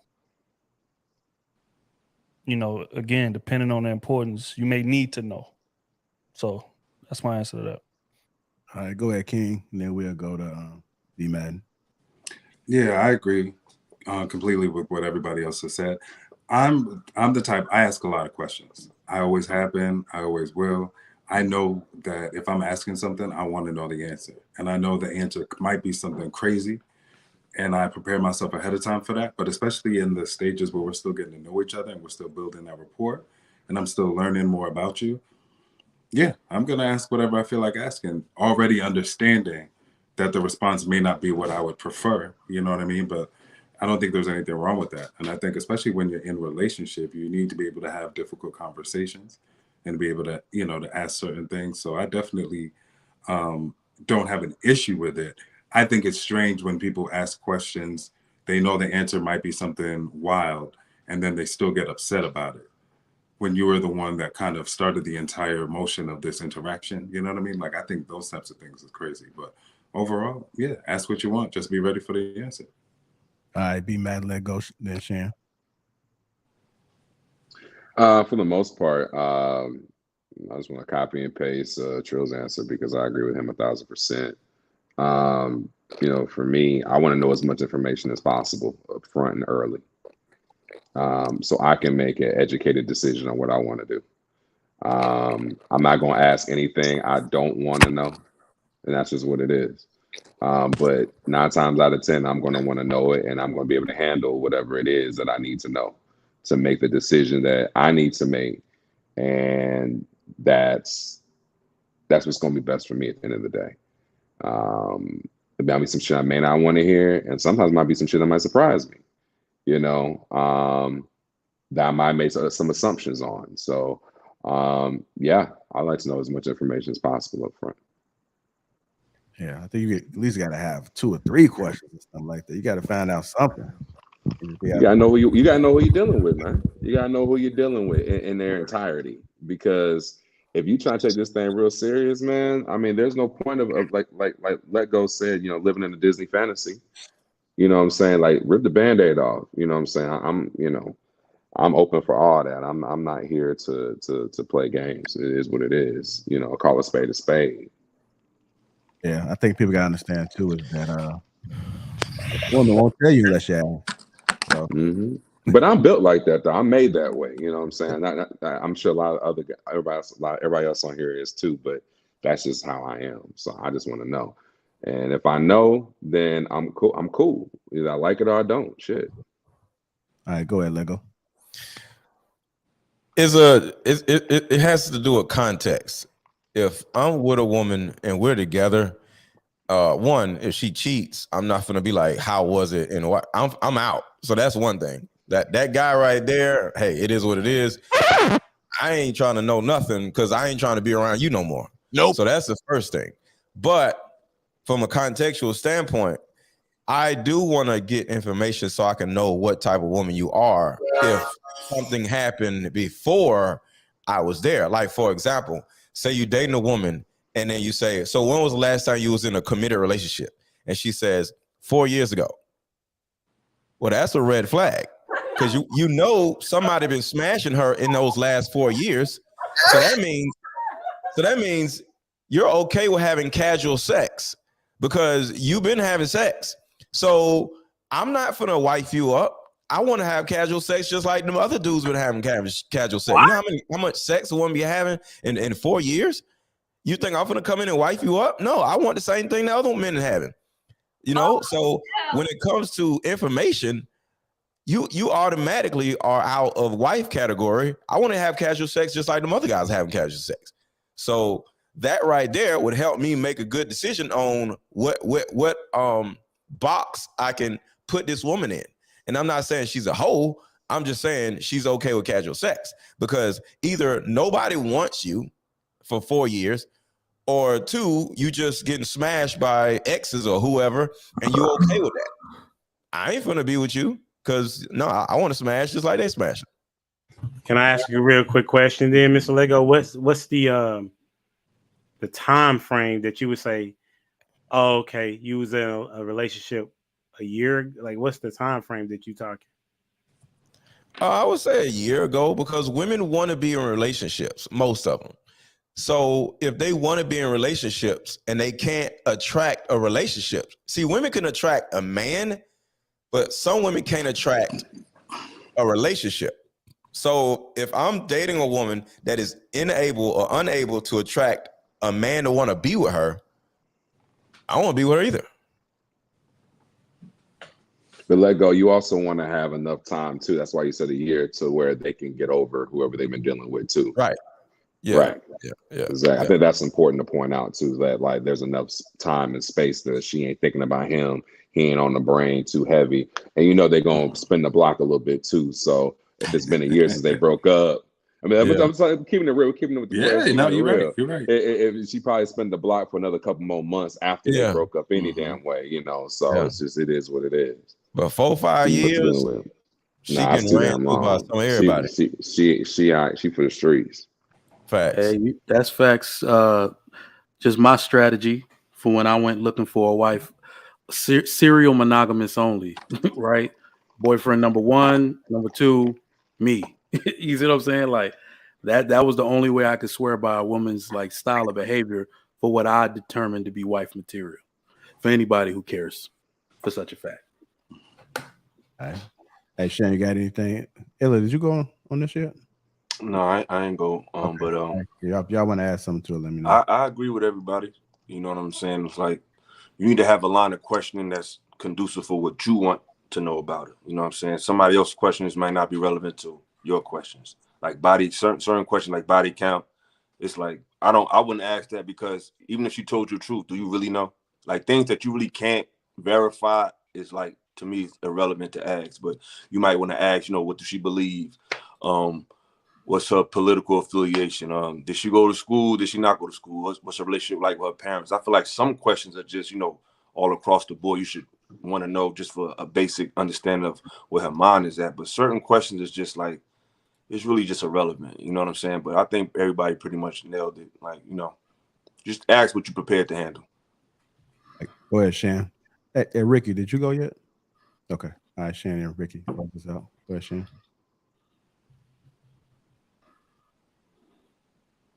You on mute, Shan, just so you know.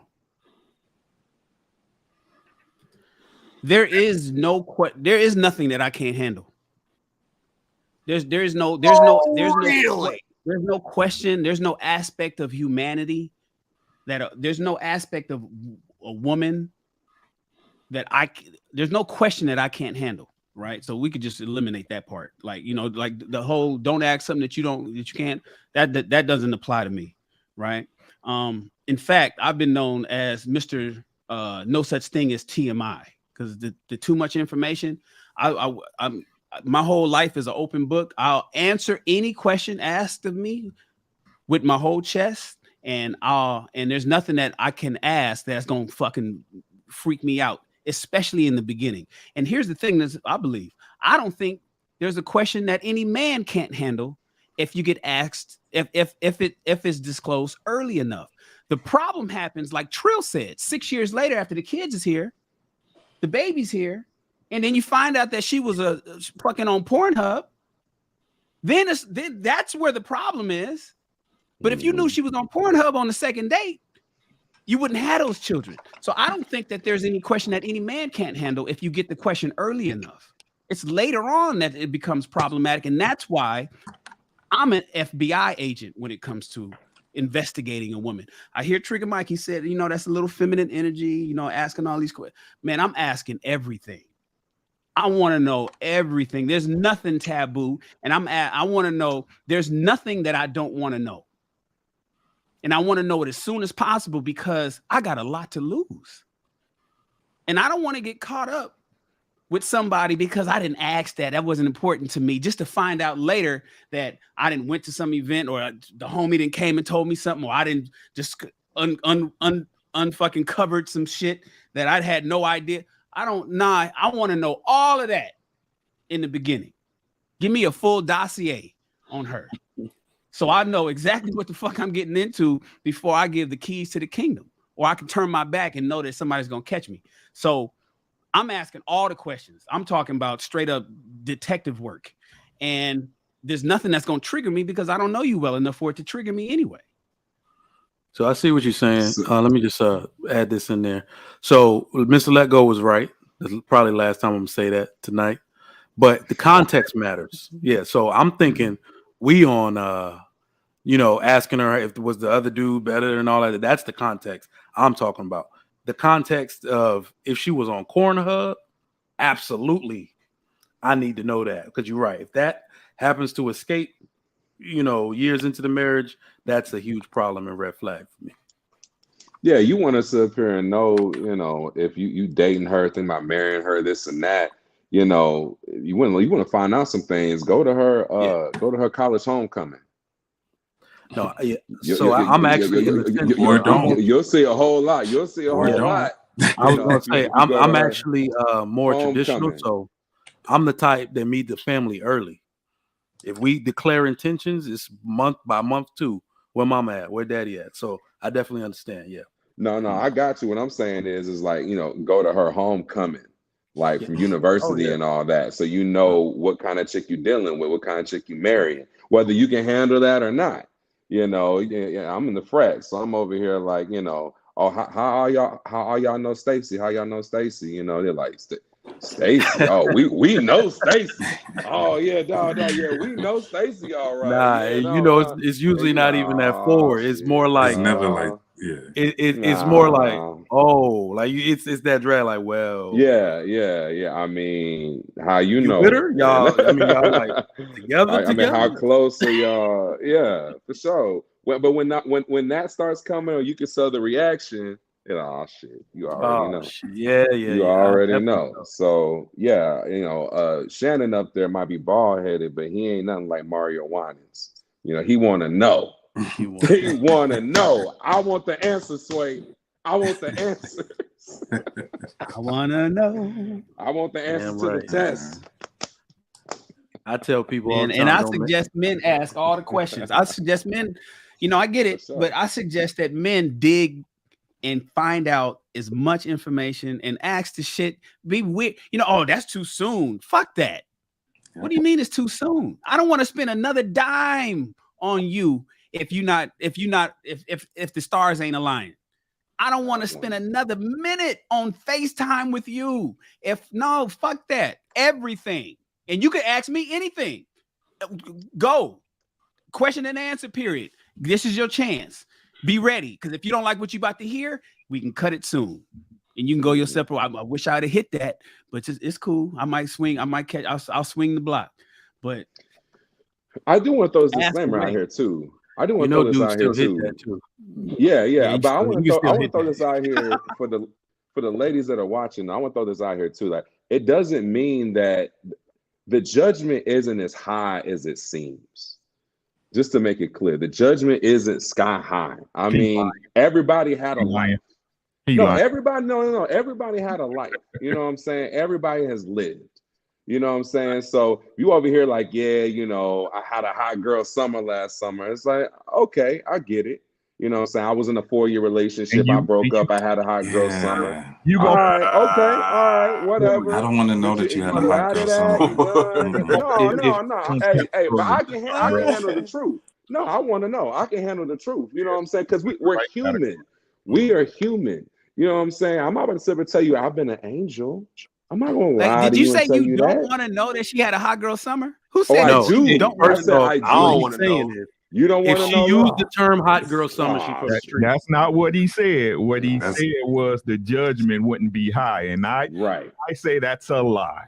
Yeah, I don't think that's real. You think it's cap? Yeah, I think it's. I don't think it. I think definitely cap. The judge. I'm dating these modern women now because I'm single, never been married, never been divorced. That's cool. Yeah. Hey, however, my guy, once she tell you the truth and it don't line up with what you looking for, you gonna put her in a different category. Yeah. If it's not adding up for what I'm looking for, yes, right, I agree. Exactly. I agree. Yes. So then it matters. Mental. Exactly. That's what I'm saying. Let me say my part because y'all keep talking and shit. You know what I'm saying? Go ahead, Rick. Y'all know my rule if y'all been here. We got to get past the silent knowns, right? ask the questions early. Y'all most valuable asset is time. It's time. Ask the tough questions early. And this is what I mean. If you hit a woman with a question, you know, especially if you know the answer to, right? Or you have a hint and you hit her with some truth and she come back with some crazy stuff, you already know she on BS. You already know. If I hit you with truth and you come with some, and some old goalpost moving, it's whatever. Tell the truth. You know it's the truth, right? So again, ask those questions early, man. Like I said, but you know, y'all be wanting that butt. You know what I'm saying? Y'all be, you know what I'm saying? Y'all be chasing them the thick thighs and them lies. You know That's illa. That's illa. He like, I don't want to know. Nah, me, baby. The yams, yeah, man. No, bro, get it. Expect it. Yeah. And I'm gonna be honest. This is me, right? I think this is more relevant for women than men, to be honest.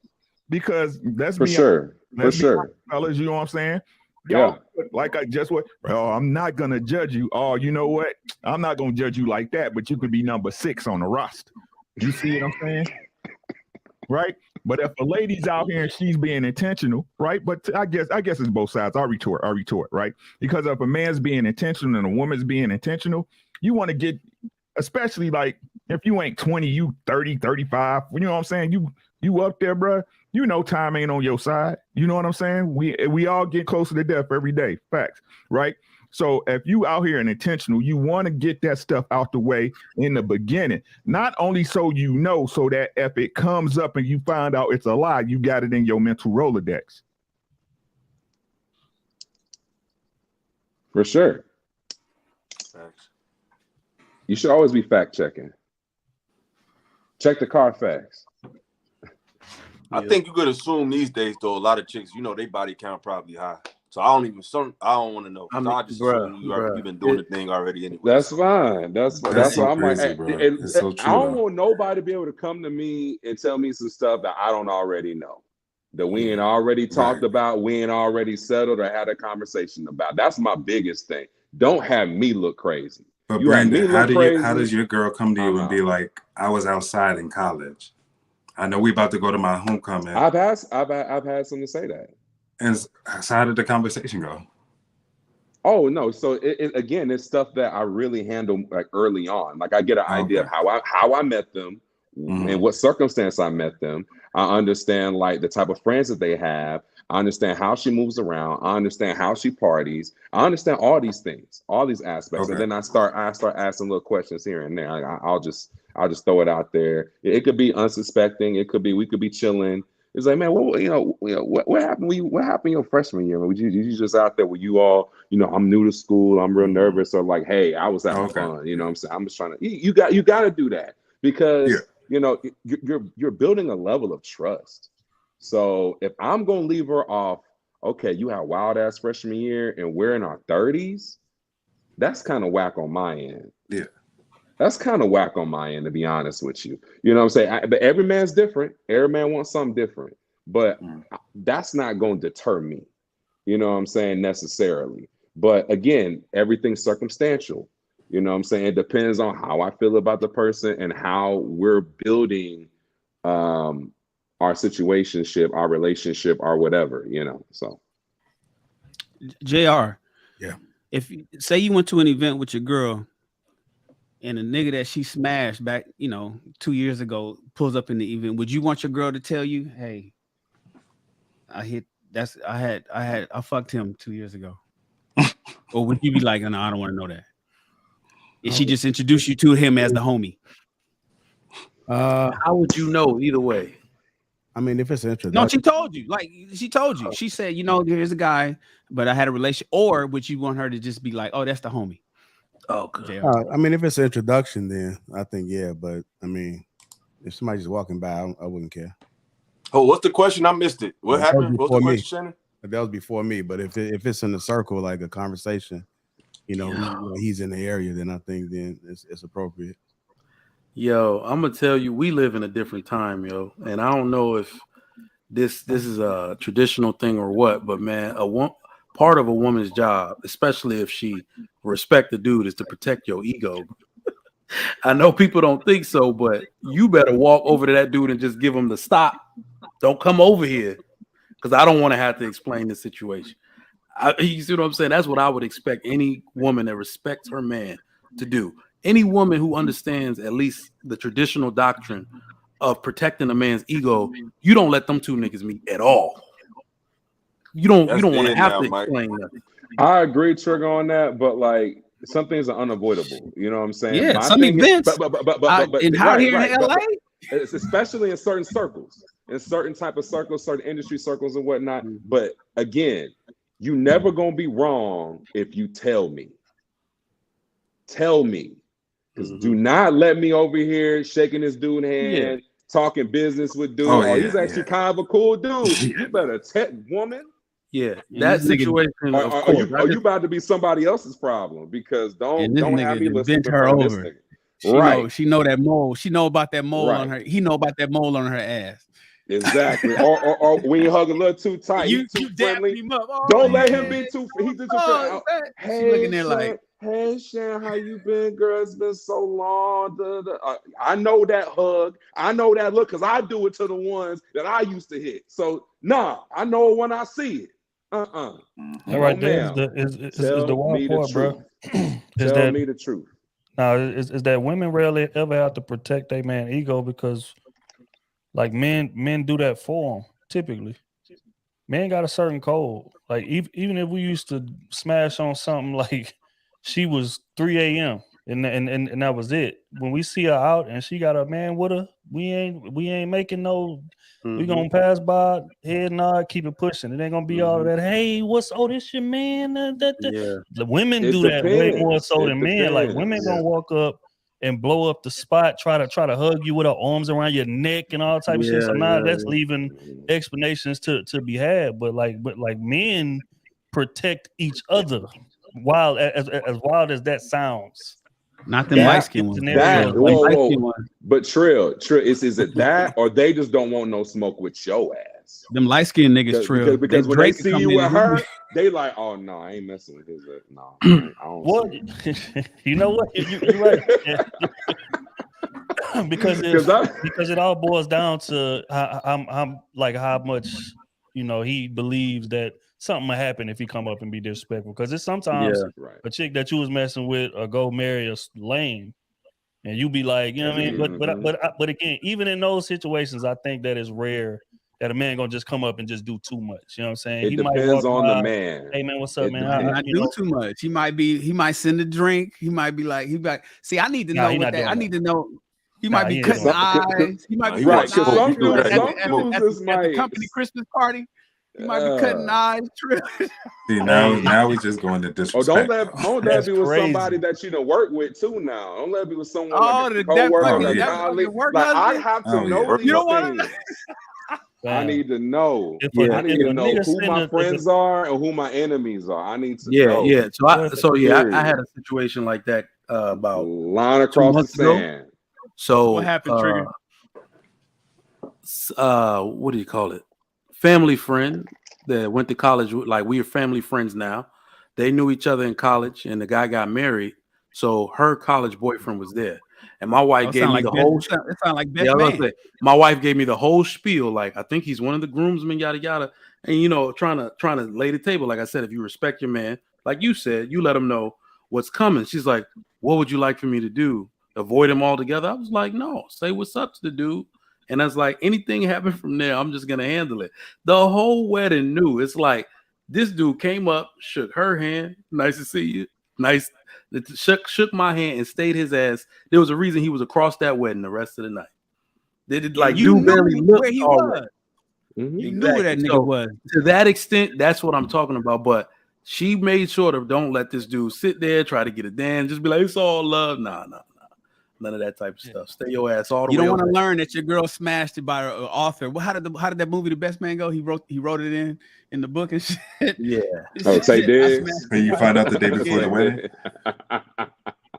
A lot of these new women know. A lot of these new women know will put you in a situation, and they look at it like that you should be able to handle it Like they look at it like if you offended, there's something wrong with you. Like, you're soft or something like that. So a lot of these women be trying to shit test you that way. So Illa, that's really more so what I'm talking about. The traditional woman understands, like, women have a certain way where they move to where it's like, I don't want, like, they really guard. I just think most women know how to guard a man from any altercation. Like, I don't want anything like that to happen because of me, because of how it makes them look. That's why I said today's woman is so arrogant that she's trying to behave like a man. Like, what's the big deal? You should be able to handle that. Are you insecure? Like, nah, that's kind of disrespectful. But a lot of these dudes be enabling this type of behavior and be pushing back against men like us as if we tripping. You know what I'm saying? I agree with you. Yeah, no. Not me. But a lot of these guys out here like, man, you can handle that. No, man. Because no, she not. She's. I mean, my wife was like shook. Like, how do you want me to? I said, look, we are grown men. Like, we gonna see my college girl. You come to You come to my homecoming. I was in the frat. You got enemies left, right. You just gotta sit still, and we gotta ignore people. You see what I'm saying? So I'm gonna let you know. Trigger, you Greek? Right. Trigger, you Greek? A5A all day. You know. Oh, I know I like he throw it up every time. He throws it up every introduction. Bro. Oh, it's cold over there. I didn't see it. I knew I've been thinking that should be hang 10. I don't be knowing. So okay, all right. It's so cold over there. At homecoming. Yes. Wow. But Trigger, here's the question. Trigger. You take her to homecoming. Are you letting her know? Yeah, babe, just want to let you know I hit her. I hit that, and I hit her in the bucket. She was a wildcat. I'll do you one better, Shan. I'll do you one better. My wife ain't been to homecoming yet. How about that? Prevention is better than cure, bro. Hey, baby, I'm gonna just save you the anguish. Is better than cure, bro. Just don't come, babe. Me? I'm gonna save your heart. Just don't come. I was a party promoter in college. Me? Don't come. Don't come. That's fair. Yeah. You heard me say on another one of these podcasts, I said, now I'm a little older. I want my kids to start getting involved. I want them to see the HBCU band play. We're gonna have to go to TSU because I ain't go there. Because if we go back to VA where I'm from, look, I already told the story, and I told my wife, I said, one girl I used to mess with, aka Joint, the way she greeted me, like Trill said, this girl came from behind me, grabbed my butt with one arm, and then put her whole arm around my neck. This is me. Who the hell is this? Like, you see what I'm saying? So outside of me knowing that's wrong to do, I don't like looking messy in public. I got my ring on. Everybody know I'm married. What the hell are you doing? But she trying to behave like she drunk. You see what I'm saying? Camera, the drone out here flying around, taking pictures of everybody. I said, this is how these women do. You know what I mean? I'm not bringing my wife out here, bro. It'll be a setup. Yeah, that wouldn't be wise. You came off the mic. You wanted to say something? Trill, you wanted to say something? Oh, okay. All right. You guys just tuning in. Welcome to King Talking Lapeef Network. Make sure you guys hit the like button. Also, make sure you subscribe to the channel. Now it's time to get to the meat of the conversation. And we know the ladies that's in the chat like the meat. Ow. With that being said, we're going to go ahead and segue right. I got a couple of super chats. Let me get through these real quick. It's only four of them. B-Love 499 says, if you got a snoop, that is your intuition affirming what you thought is true. So, I guess men got intuition too, huh? We Chike do. Auto LLC 1999 says, I want to know I did it and worked out for real. For me, real time. It will save you time and money in your life. Before you bring anybody in your life, don't be scared and ask questions. Know if they got a crazy people in their family. Exactly. Bob 499 says, you know it's gonna get deep when Ricky grabbed that beard. Rod $2 says her behavior matters because she's passing it to the daughter. This nigga sending text. That's real. Like Morse code, ain't it? Yeah, it's like high school text message. Let's go and get Lapeef. What's more important though? What's more important, a woman's pride and ego or her respecting you? You know what I'm saying? Like that's what it comes down to. You know, is she trying to hide and keep her ego? I'm not gonna say nothing, or being respectful because that is your man or husband or whatever. Like I just look at it like you really don't love me like that if you're gonna have me out here looking crazy. Respect is love. Leave is that facts? There it is. You said it right there, Shan. For us. And her pride, she should take pride in protecting and respecting you. They should align at some point. She should take pride in protecting yours. You know what I'm saying? But Trill right. Respect is love for us. It's not the same for them. They love is something else. Because if she's doing the opposite, she's not mine. Facts. She can't be mine. If she worry about how she look more so than like protecting us and respecting what we got going on, that's true. She ain't mine. But see, also real quick though, it kind of depends on the relationship in that aspect. I feel you, but oftentimes women won't say certain things because they know they man, and if they man may just be a wild card, he may be a loose cannon. Especially if we had y'all talking about homecoming, there's alcohol involved, there's all type of stuff involved. So if she let it out that, hey, baby, me and old boy right there, yeah, we used to do our thing. So now she may know how her man think, and now that's gonna be on his mind. He gonna be trying little just aggressive stuff to try to bait dude to do something so I can knock his head off his shoulders. So it just depends on the relationship. She may know her man, and that's why I'm omitting. So it may be less ego, more just, hey, more understanding than ego in certain cases. But in other cases, I definitely James, I heard a lot about you, nigga. What's up? No, but grab his wife and said, be like, so I heard a lot about you, nigga. That's him, huh? Yeah. Oh yeah. That's problems right there. James, you looking at her like, damn, you told this nigga?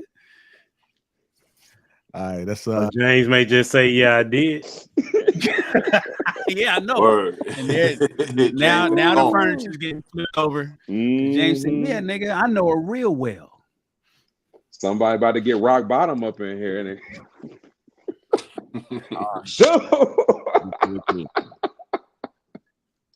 All right, so let's go ahead and move on to the meat of the conversation, which is if your woman doesn't support you, leave her now. If your woman doesn't support you, leave her now. We'll go ahead and play this video. Partner that you choose to entertain or you choose to invest in is huge, right? And their support is everything. I'm not saying that you need women to be successful, because you don't. You don't need women to support you to be successful, to be successful. But a partner in a situation who's not supportive of you is sabotaging you. And don't think that women won't be with you and be jealous of you, jealous of your success, jealous of your accomplishments, jealous because you're getting the attention and the money and the fame, or jealous because you have a purpose, jealous that you're doing something. Don't think that there's not miserable women out here like this. If you notice you're hitting the ceiling in your life, look at your partner, bro.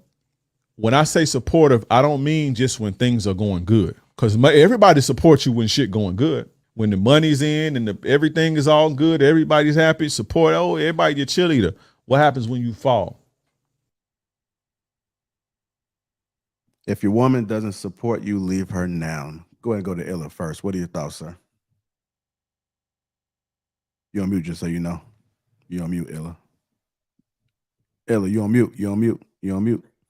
I think this is something that definitely comes up in the vetting process right here. You know what I'm saying? You got to know where her head is at and how she looks at things early when it comes to this. Because if a woman can't handle you when you're going through rough times and when you might need her support, you might need her to play the back role, you might need her to take the lead, you might not need her to play the partner. It's different roles you might need her in. She definitely needs to be able to support you on any level. It can't be situational. It has to be something that's locked in. And you only know until you know sometimes, because you can ask her, because a lot of women will say, yeah, I got you, because they don't think that's going to happen. So they're like, yeah, we may go through that. If that happens, I'll hold you down. But she's thinking that's not going to happen anyway. But when it actually gets to that point, you'll see that she really wasn't really down for that. So she definitely should support you. And if she not, and a lot of times we just got to put women in roles that they familiar with. Like every woman, depends on where you at in life. Some dudes is bachelors, some men are in a relationship. But if you just, depends on what you want out the woman. Every woman is not built for every role. So if she's not supporting you like that, don't put her in a position where her lack of doing that would let you down. Sometimes we put women in the wrong position. If she's not that type, then don't try to make her the wifey. Maybe she just the part-time friend or the little weekend girl. You got to put her in a position where she's most conducive. You know what I'm saying? But that's going to come through trial and error. And sometimes you don't know till it's too late. Shan, go to you, sir. If your woman doesn't support you, leave her now. What are your thoughts? Oh, see, this is where me and Trill, we fight about 3 times a year on this one.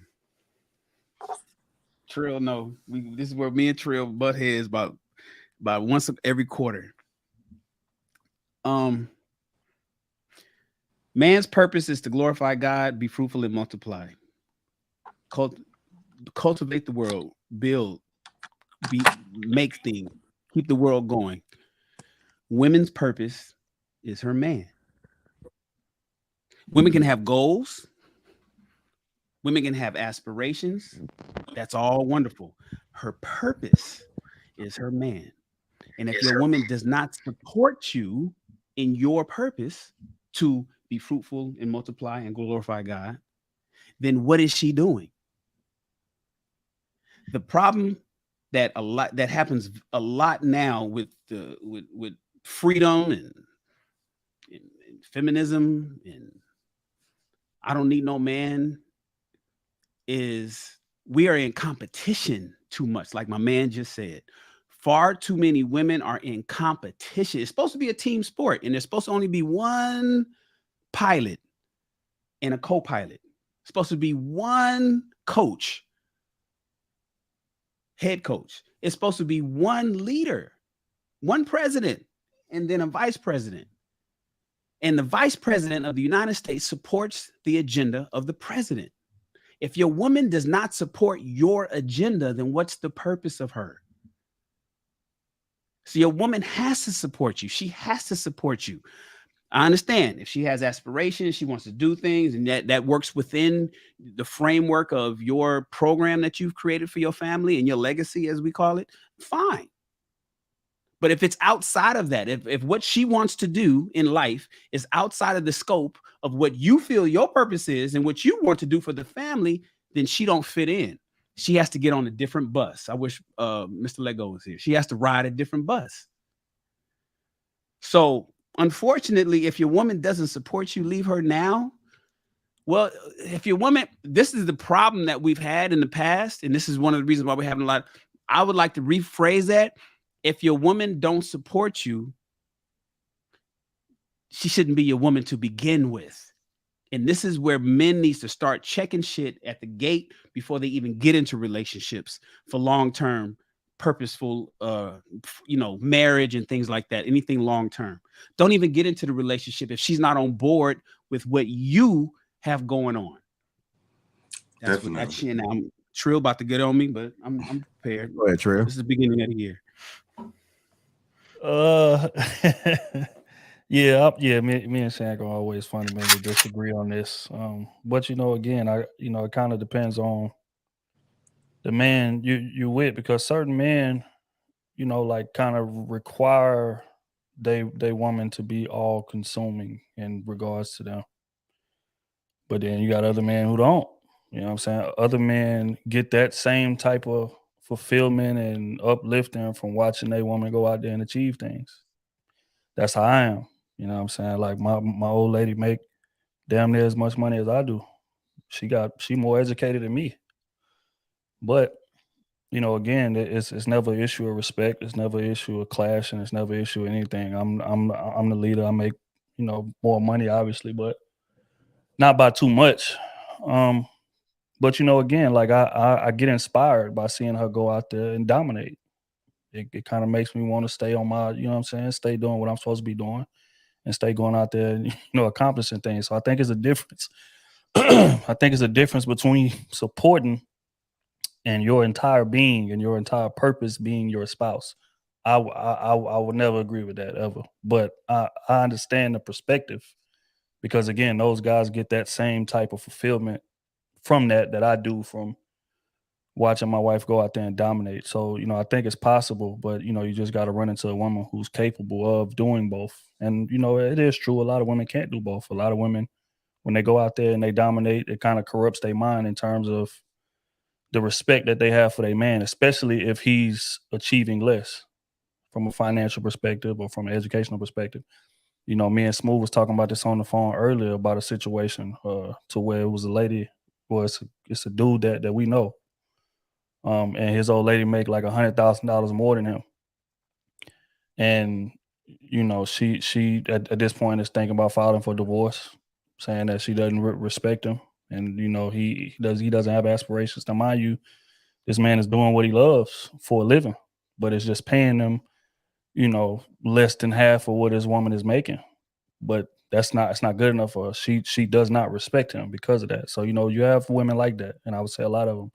But you also have women who can go out there and accomplish their shit, graduate, get degrees, make a lot of money, and still look up to their man to lead them. And I'm just fortunate to be in a situation like that. So that kind of caters to my perspective. But then again, it's all about finding a woman, just like Ricky said earlier, vetting that woman and finding one who kind of fits to where, I like her doing that doesn't surprise me because I vetted her properly. But a lot of men don't vet their woman properly. Then when these situations come up, the relationship crash and burn. It's like, well, damn, she ungrateful, she this, she that, No, she been that way the whole time. You just didn't pay enough attention early to catch it, so all of that factors in. But in terms of Shan's purpose, a woman's purpose being a man, I never agree with that one, ever. All right, go ahead, Trigger Mike. I agree with Shan 100%. So I just, I put this is actually my most watched reel ever. All right. So I put one up last week that said a woman's purpose is help. That's her purpose. I believe the first time a woman is mentioned in the Bible, it calls her help. But let me explain a bit further what that means. So support is everything, and support is actually a woman's purpose. So to what you were saying, Trill, I commend you on your situation. That's my exact situation. And the reason I like watching my wife dominate is because it does not change her being an asset to this family. The second it does, I'm going to have a problem with it. I'm going to have a huge problem with her. And luckily, she's able to switch gears. As soon as she gets in this house, she remembers what I married her for and executes that to a T. But support is more important for a woman in the marriage role. And let me explain that, because modern women seem to think our role is to support each other. But women, I'm not going to take the Mr. Let Go route and say women are children. I'm going to say women are more immature when it comes to them achieving power. They're absolutely more immature, and it will corrupt them more than it will a man. Because like I said on a SB show, giving a woman power is like giving short men power over tall men. They so, do with that what you will. But a man's provision is usually all encompassing. The more I make, the more this family is going to grow, or we're going to buy more stuff and all of that. Whenever a man helps a woman grow in that same way, he's usually helping her to help herself. Like you gave in that example, now she want a divorce because she make more money. She starts to see options and feel like she can't respect her man. She's looking at other men like they're more dominant than him. That is actually biological. I believe that's in their nature to do that. And it's not that you need to oppress a woman. You need to vet properly to know she needs to understand the power dynamic that, yes, I can make more money in this world, but what is my purpose, especially as it relates to my family and protecting that legacy in the right way. So I absolutely believe that a woman's purpose is a man, and you need to find yourself a woman that wants to glorify that. Now, here's the reason why, another reason why, and I'm going to try to prove this. So I believe there are only 3 real professions in this world, 3 real jobs. There are warriors, builders, and society support. Okay, so if you look at it, women they're only society supporters. So them making money and doing all this stuff, if one bomb drops, whatever they're doing is no longer necessary. They're doing whatever needs to be done. Men are the only ones that build. Men are the only ones that protect, especially when something dangerous happens. So, saying that we like women out here dominating, they're only dominating within the structure of what we built for them. They can't dominate in a real world structure. So that's why I say their purpose better be a man, because if a woman is unmarried and childless, what good is she to the world? Like I still have yet to be able to answer that question, because they're only society support. It's not like they're working every day to build anything. They just work desk jobs primarily, right? They're not working to protect anything. They're not going to war if they're unmarried and childless. So yeah, that's really their purpose, is to, carry our children and be married to us and further the world that way. But see, Trigger Mike, I gotta call Cap on that when you said if a bomb dropped, their contribution would be useless. Reason I got to call Cap on that is because that's not a hypothetical. That actually happened before. World War I, II, one of them, in which we were losing a lot of men overseas, and so much so that we didn't have as many men to contribute to the factories and the steel mills that Andrew Carnegie built and had in terms of building weapons to help us fight the wars. Well, guess who went to go build the weapons? So, to say that that their contribution would be useless to society, I think it's a bit of a stretch on that end, right? And then on the other end, what contribution do they bring aside from support? Well, I would say innovation, mental, just like in the movie Hidden Figures, right? Those 4 women was pivotal to us reaching outer space and different planets and different things of that nature, and all of that came from their mental capacity. That men was trying to get it done forever. Those women came in there and furthered that cause, and it wasn't, that I don't feel like that should be cheapened. I feel like, again, even if you have a woman that's capable of going out there and dominating, you kind of prohibiting her from doing that is crippling her, in my opinion, and crippling you, and as a result of it. Because you are basically putting your biggest asset on the bench. That's just like me, playing for the Golden State Warriors or something at 17 and say, you know what, Steph, man, sit down, man. It's like, what? No, why would you put one of your best players on the bench? No, women are very advanced mentally. Women pay way more attention to detail than men do. Women are very intellectual, very smart, and they can think through things just as shit, if not better than men, if we're gonna be honest. Yeah. So to just reduce them to, hey, you are just community support, I feel like it's crazy to me, and it's crippling to society, because throughout history they've shown on multiple occasions that they can contribute more than just raising kids and taking care of a household. But go ahead and respond.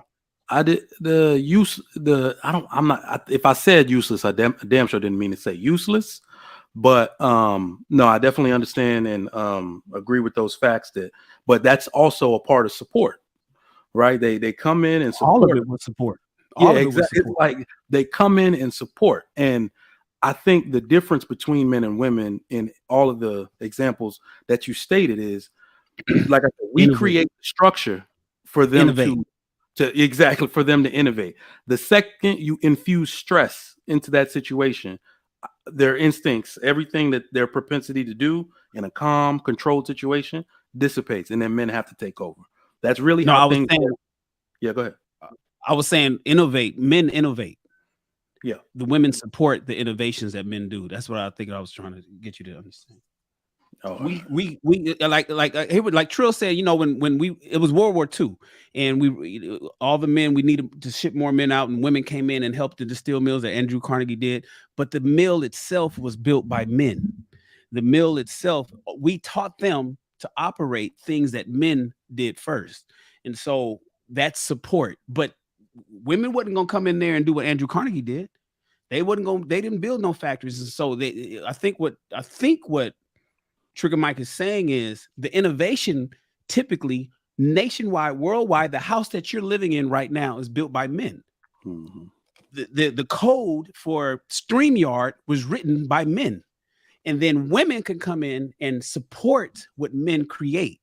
And that's extremely important. I get it. Just you use Hidden Figures. That's a perfect example. But the innovation comes from the men. And that's what keeps the world going, not the support of it necessarily. And it's okay, wait. Question to that, right? You said men created, men innovated, men built, men were the architects and things of that nature. All those things are true. But was it because women just had a lack of capability, or was it because environmental standards, laws, the way things were ran, prohibited them from getting those type of jobs to begin with, so they could even use their brain to begin with? See, again, we like to say these things as if, wait. We like to say these things as if both parties had equal opportunity to go out there and innovate. Society was created for men to do that, right? Because men was created society, right? So again, women just got to start voting when. They just got to start working when. But Trill, they don't even wait. When we talk about STEM, Wait. we can't even pay them. You can go right after I get done. I did not interrupt y'all. I'll explain. I'll let y'all get all your thoughts out. So again, what I'm saying is the difference between lack of capability and one side being prohibited from doing so. And I think that's what we get lost in translation when we brag on these accolades. Well, men built this, men were the architects of that, men did this, men did that. That's very true. But it wasn't because women didn't have the capability mentally to build these things. It's because society prohibited them from doing so. But continue. You can go now. There has been no prohibitions on women for the last 60 years. There is nothing stopping them from creating an iPhone. Yeah. There is nothing stopping them from starting an electric car company like Tesla and competing against Tesla. They can't even pay women to get into science, technology, engineering, and math. They're begging for them. Yeah. So much so that the men are upset that they're subsidizing these women because they're like, that's the position that I can take. Yeah. But they got to hold it open for women, and women don't even want the job.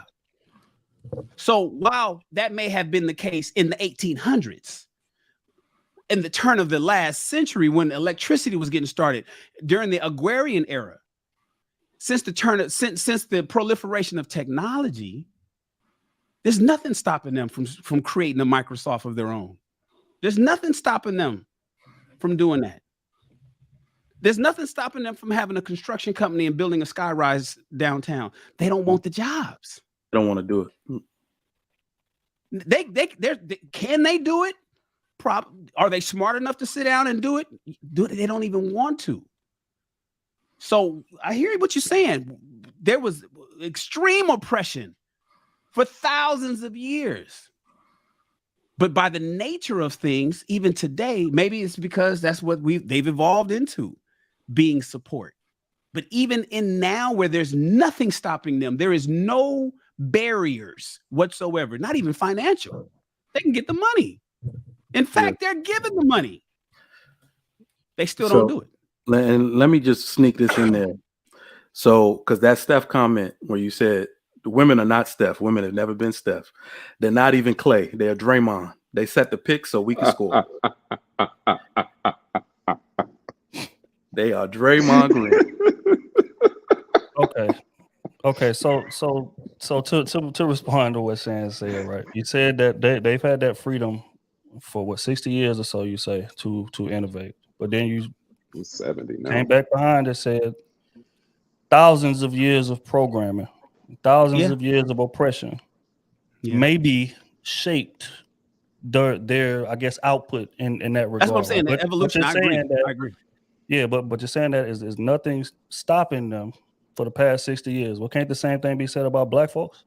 Yes. Why ain't black folks out here creating software? Black folks have all the opportunities in the world, right? We should be way more black folks in innovation and high-paying jobs, and there should be way less black folks in poverty, right? Because we skilled and we intellectual. That's not saying that we don't have the capability, but again, the same way that we have to acknowledge the historical context and the oppression that put the society standards and put the systematic oppression and kind of pushing of black folks down in that aspect, the same way that we quick to acknowledge that was slavery this and slavery that and heritage this and heritage that. You have to acknowledge the oppression in this same argument that we making with women. And we cannot sit here and say, because again, men like to toot our own horn, we like to beat our chest. And don't get me wrong, we did all those things. But we cannot act like the playing field was level when those things were being created. You said 60 years back, society's infrastructure, for the most part, was already created at that point, right? So again, that has to be acknowledged. We can't sit here and act like 60 years back, skyscrapers and shit never came into play. None of these things never came into play. Society as a construct, for the most part, that it is today, was already done at that point. So again, they had been shelved and prohibited from participating in things that they had the mental capacity to do clearly. Yeah, because it's women doing it today, and they are the most educated group, and all of these stats that they like to throw around. Clearly, they had the mental capability to do it, but societal standards prohibited them. That has to be acknowledged, and you cannot beat on your chest as if They had an equal starting point. That is being just disingenuous, in my Well, opinion. here's But the weird continue. part. Here's the weird part about it. The women were not necessarily oppressed, and they still don't have equal footing. They get to vote without signing up for the selective service. We have to make concessions for them to participate in society the way they do. And I believe in this last 60 years, as Shan said, we have given them every ability, even over men. Now with affirmative action and all of this, they get more of an ability to participate and get opportunity than men do. They hold jobs for them. They pay them more just to get them into it. The reason why, the one thing I want to highlight is that men need to wake up and realize that women just don't want to do these things. You cannot replace a workforce full of men with women because of their tendencies. A female lawyer will go to school for political science for 4 years. She'll go to law school for 3 years, clerk for 2 years. The average span of a female corporate lawyer is 5 years. We don't see a 50 or 60-year-old lawyer in a courtroom that's a female defending a client. You see a 60-year-old man, though. That just shows you that they don't want to do these things they're doing. They don't have the capacity for work like men do, because their purpose and what fulfills them and satisfies them is actually a family and children. It's not a bad thing. It's just the way the world works. Go ahead, Ricky. Trigger. Let me go ahead and add on to that point just a little bit. Is that we still have to be mindful of that. What Trill said, I agree to a point that you have to acknowledge. But the same token here, women have always had the luxury of choice. They have had the luxury that men have never had the luxury of. Men have to, get it out the mud, no matter what your situation is, because we have to build for not only ourselves, but for our future wives and for our future children and for legacy. A lot of times when women start this journey, they're doing it for themselves, if that's what they're doing, or until they find a man. And when they find a man, they decide if they want to live the soft life or not. They decide that once, they realize that, okay, I got a man now, he's making great money, I want to be a mother now. What does that law degree mean? I sat there and spent all these years going to undergrad, getting my JD, clerking, all that type of stuff, just like he said. And then within 5 years, 7 years, she's like, all right, I'm ready to bust out some babies now. I found me a man now. Now I'm going to go ahead and get married. Now I'm going to have some kids. Now, after she popped out a couple kids, is she anxious to get back to the courtroom? Depending upon how, the household income works, if he's got this much or she's got this much, or, if she's making that much more than he is, then yeah, there might be a little bit of family pressure to her to get back out there and like Trill says, dominate, but aside from that, women have had every opportunity to get in engineering, sciences, social science, all that type of stuff. And the majority of women choose to get into hair, makeup, podcasts and other things, modeling, whatever, over time and time again, because they're in a more of a support role, and they always have been. And that's the natural order of of men and women. That's just the natural order of things. If the man's the head of the household, the woman is there to support her husband. And support can come in a myriad of ways. Support can be, she may not agree with everything you say. She may not, if you're an entrepreneur or whatever, she may not agree that, you quit your job and go out and start this new business. But I'm still gonna need you to keep hold the household down. I'm still gonna need you to cook these meals. I'm still gonna need you to teach these children. Like, your woman should be the most important investment that you make. She should be the most valuable teammate that you have, but the same token, she's still supporting everything that you're doing. And if she's got that law degree, if she's a doctor, you support her in a particular way, but her role is still her role in that household. So that's all I got. Let me get Ricky in there. Go ahead, Ricky. Okay, so the subject matter is if your woman doesn't support you, you should leave, right? Now, I apologize that y'all went out on a tangent, but it's okay, right? Damn, Rick. Now, I was thinking the same thing, Rick. I was gonna say it before you did. Now, even though people don't look at it like this, when it comes to support, it's a two-way street. You support her, she supports you. That's the reason why we in the problems we are right now, because nobody don't know their role. Don't nobody know what they supposed to be doing. We supposed to be giving to each other, right? And what's crazy to me, Brandon J. Madden, your woman's your she your MVP, your most valuable player, your biggest investment. But make sure you sign that prenup. Damn right. Hey, cause your MVP, your star player, still got a contract. She might really want to play for the Lakers. Contract. You don't know it, right? But let me finish my point, though. Right? It's like, look, it's not about natural. I think that's where we starting to miss a lot of points, and I'm trying to see, right? I'm starting to see. Shout out to 2023. Don't settle, right? The thing is this. We can say it's the natural order of things, but we know that's a lie, because if that was the case, y'all wouldn't have the distinction between traditional women and modern women, right? Some women choose to go one way. Some women choose to go another. Some men choose to go one way. Some men choose to go another, right? So again, if you want the best support out of your woman, that means you should be supporting her to the fullest. Right? That means you as a man should be taking those obstacles out her way where she don't have to go out there and get money like you get money. Right? But you expect that because you want a certain lifestyle. Right? So with that being said, if she's out there getting it, and y'all know how I feel about this, if she's out there getting it and she's out there being masculine and she's out there fighting the world just like you do, her support and time and effort and resources are going to be limited. Very true. They're going to be limited. The same way we can sit up here and make the arguments about, oh, we can't spend all the times with the kids and the family because we out here getting it. We working 12-hour days. If you ain't working 60 hours a week, you're not working enough, right?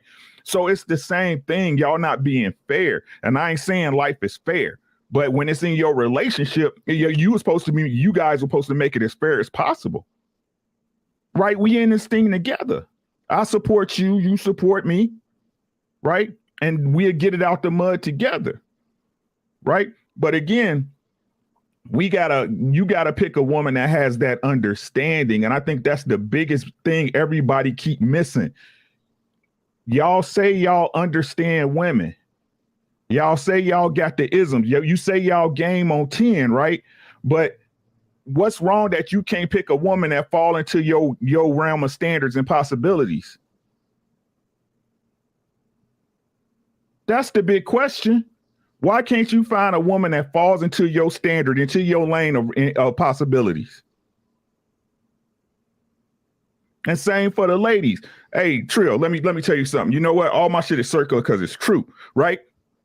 This is what people don't understand. It's not, you think you good. Good men get scooped up. Good men find them a woman. They said, tell me if I'm lying, Trill. We be over on cruises and they be like, man, I know hoes with good men. Facts? That's facts, right? But then we'll sit up here and what they say, we're here, oh, that's a good girl, but she messing with a pookie. Nah, bro, you not a good person. You're not a good person. Either you're not ready for the type of relationship you asking for, or you don't have those qualities, period. Because good men find a good woman, because a good man has standards that he not going to let a woman run all over him. He ain't going to let her get over on her. He going to vet her. He going to put her through something so he know where he stand with her. Right? And a good woman not going to let no man just sit up there and treat her and dog her any type of way. She going to have certain standards. She going to have certain beliefs. She going to have certain stuff that she stand on. Right? So find somebody that job with you. I keep telling y'all this every week. Find somebody who mess with you, bruh. Like for real, mess with you.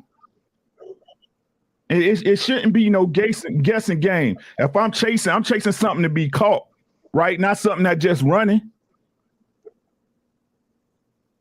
right? So just stop trying to make a square peg fit in a round hole, bro. Stop it. What's up, Mr. Lee? What's going on, Lee? Hey, what's going on, everyone? Lee in the house. Hello to the panel, everyone. What's going What's on? going on? Very What's going on, interesting Mr. Lee? conversation tonight. Very interesting conversation tonight. Yeah. You know, having a woman that don't support you, I do think when it comes to support, there are different types and levels of support. I think you as the man would want to know what it is, where you're going in life and what you're building, and the woman that you're going to choose to be with, how you see her fitting into your zone. Whether the woman is a professional woman and working, that should not be an issue. Education and making money, that has nothing to do with nothing, right? It's where she sees her being with you in this union, family, business, whatever you guys call it, marriage, where she see herself with you and where you guys going together. Because in a relationship, there's one leader. It doesn't mean that you don't sit and counsel with your woman. Women see things that men never see, bro. Never see. Their perspective on the world is completely different than us. And if you have a woman that you can't respect her opinion and a perspective and a point of view, you're going to miss out. It is totally off. So I think, as men, particularly as young men, and when it comes to choosing a woman, I think you want to find out from the woman in your vetting, communication, dating, sifting stage to find out what type of woman you're dealing with. Find out what her objectives are too in life. Because if her objective is to be the president of Coca-Cola and you just want to live a simple life, that marriage is not going to work. She's dealing with power where she's headed. And it's very hard, I don't care who the woman is, to take off that jacket of power and walk into the house and totally submit to a man. Not that she won't attempt to, but she's thinking 10 things when you're thinking 2 things. It's like, what's the woman name that was married to Jeff Bezos? Sydenham? What's her name? McKinsey. She got $30 billion in the divorce.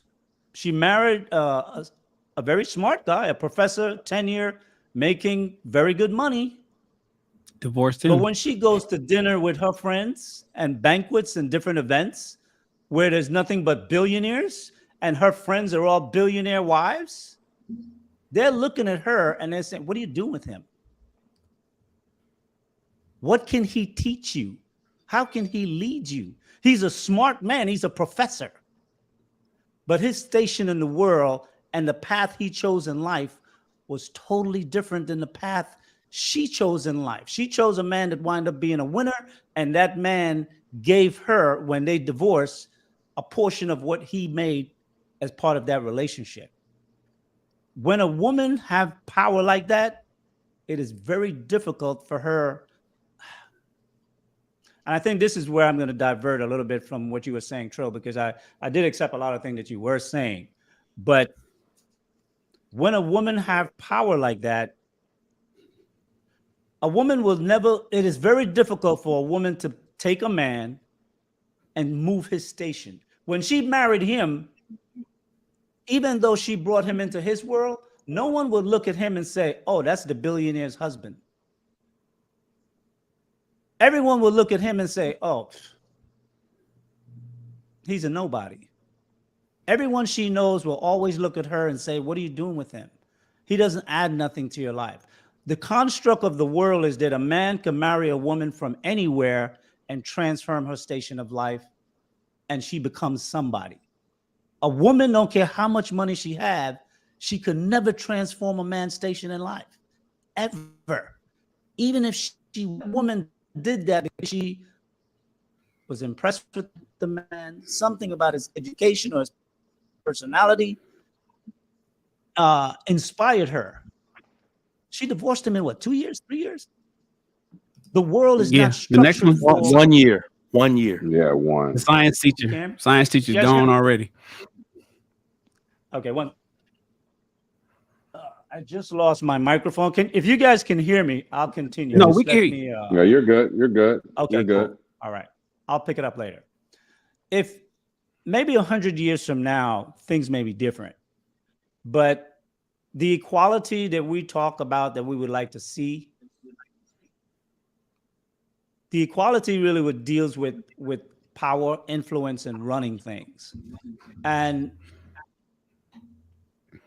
it doesn't matter how much money a woman make these days, she always want a man that makes more. Because she want to be able to look at him and have some form of respect for him. So until the world changed to a degree where a woman can make a man at any station in life and raise him, it's not going to have no effect in a society. And I think this is where Shannon and Trigger Mike was talking about a woman's role as a supportive role. Because at any point, doesn't matter how many degrees and accomplishments some women have, when they get that nature calling, they will drop everything. They get pregnant, they have a baby. They don't want to go back to the corporate room and run the office. Now, I'm not saying all women will behave that way, but most of them will. Many of them will. And they will walk away from it all. Like, look at Kim Kardashian and Kanye. Technically, she's worth more than him. She don't need the child support, but she want it anyway because it's the way things are. The man is supposed to. It's just the way things are. So I think with regard to the choosing of your mate, whoever you choose, you definitely want to make sure that she will be supportive of you. It doesn't mean that she has to be economically supportive of you, but she could be mentally and emotionally supportive of you. If you're going through stress, she needs to know how to calm you. She needs to know how to observe you in a situation and tell by your walk, by your silence, by the way you drop your jacket. She needs to be able to perceive things about how you move to know what's going on with you and know how to move to eat. She doesn't have to ask you, honey, what's wrong, and get a bunch of questions answered. She knows something is wrong and she needs to know how to get you back on track. And then when you're ready to open up a day or two later and say, okay, baby, this is what happened, yada, yada, yada. I made an investment. I didn't tell you about it. I put $100,000 in this thing and we just lost 70 grand. It's down 70%. And I'm trying to figure out how I'm going to do this. So, and then she would say, whatever she's going to say, don't worry about it. I know your intentions was good. We got to look at this situation. Maybe we go sit down and talk to a financial advisor. The thing is that the woman have to be down with whatever program you are running. And it's very difficult for a man to run a program if the disparity between the income is great, because money is power, and running corporations and businesses, whether you own them or you work for one, is power in the world. You make decisions on a daily basis that affect thousands of people as an executive. It trickles down throughout the economy.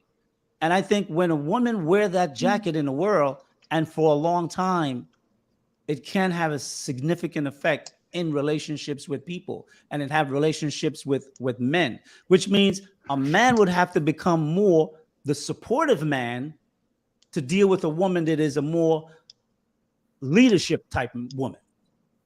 And if you are getting into a relationship with a woman and she's a leader and you're a leader, you need to know what her long-term plan is, because it's not the clash. No, there's going to be a divergence. At some point, there's going to be a conflict.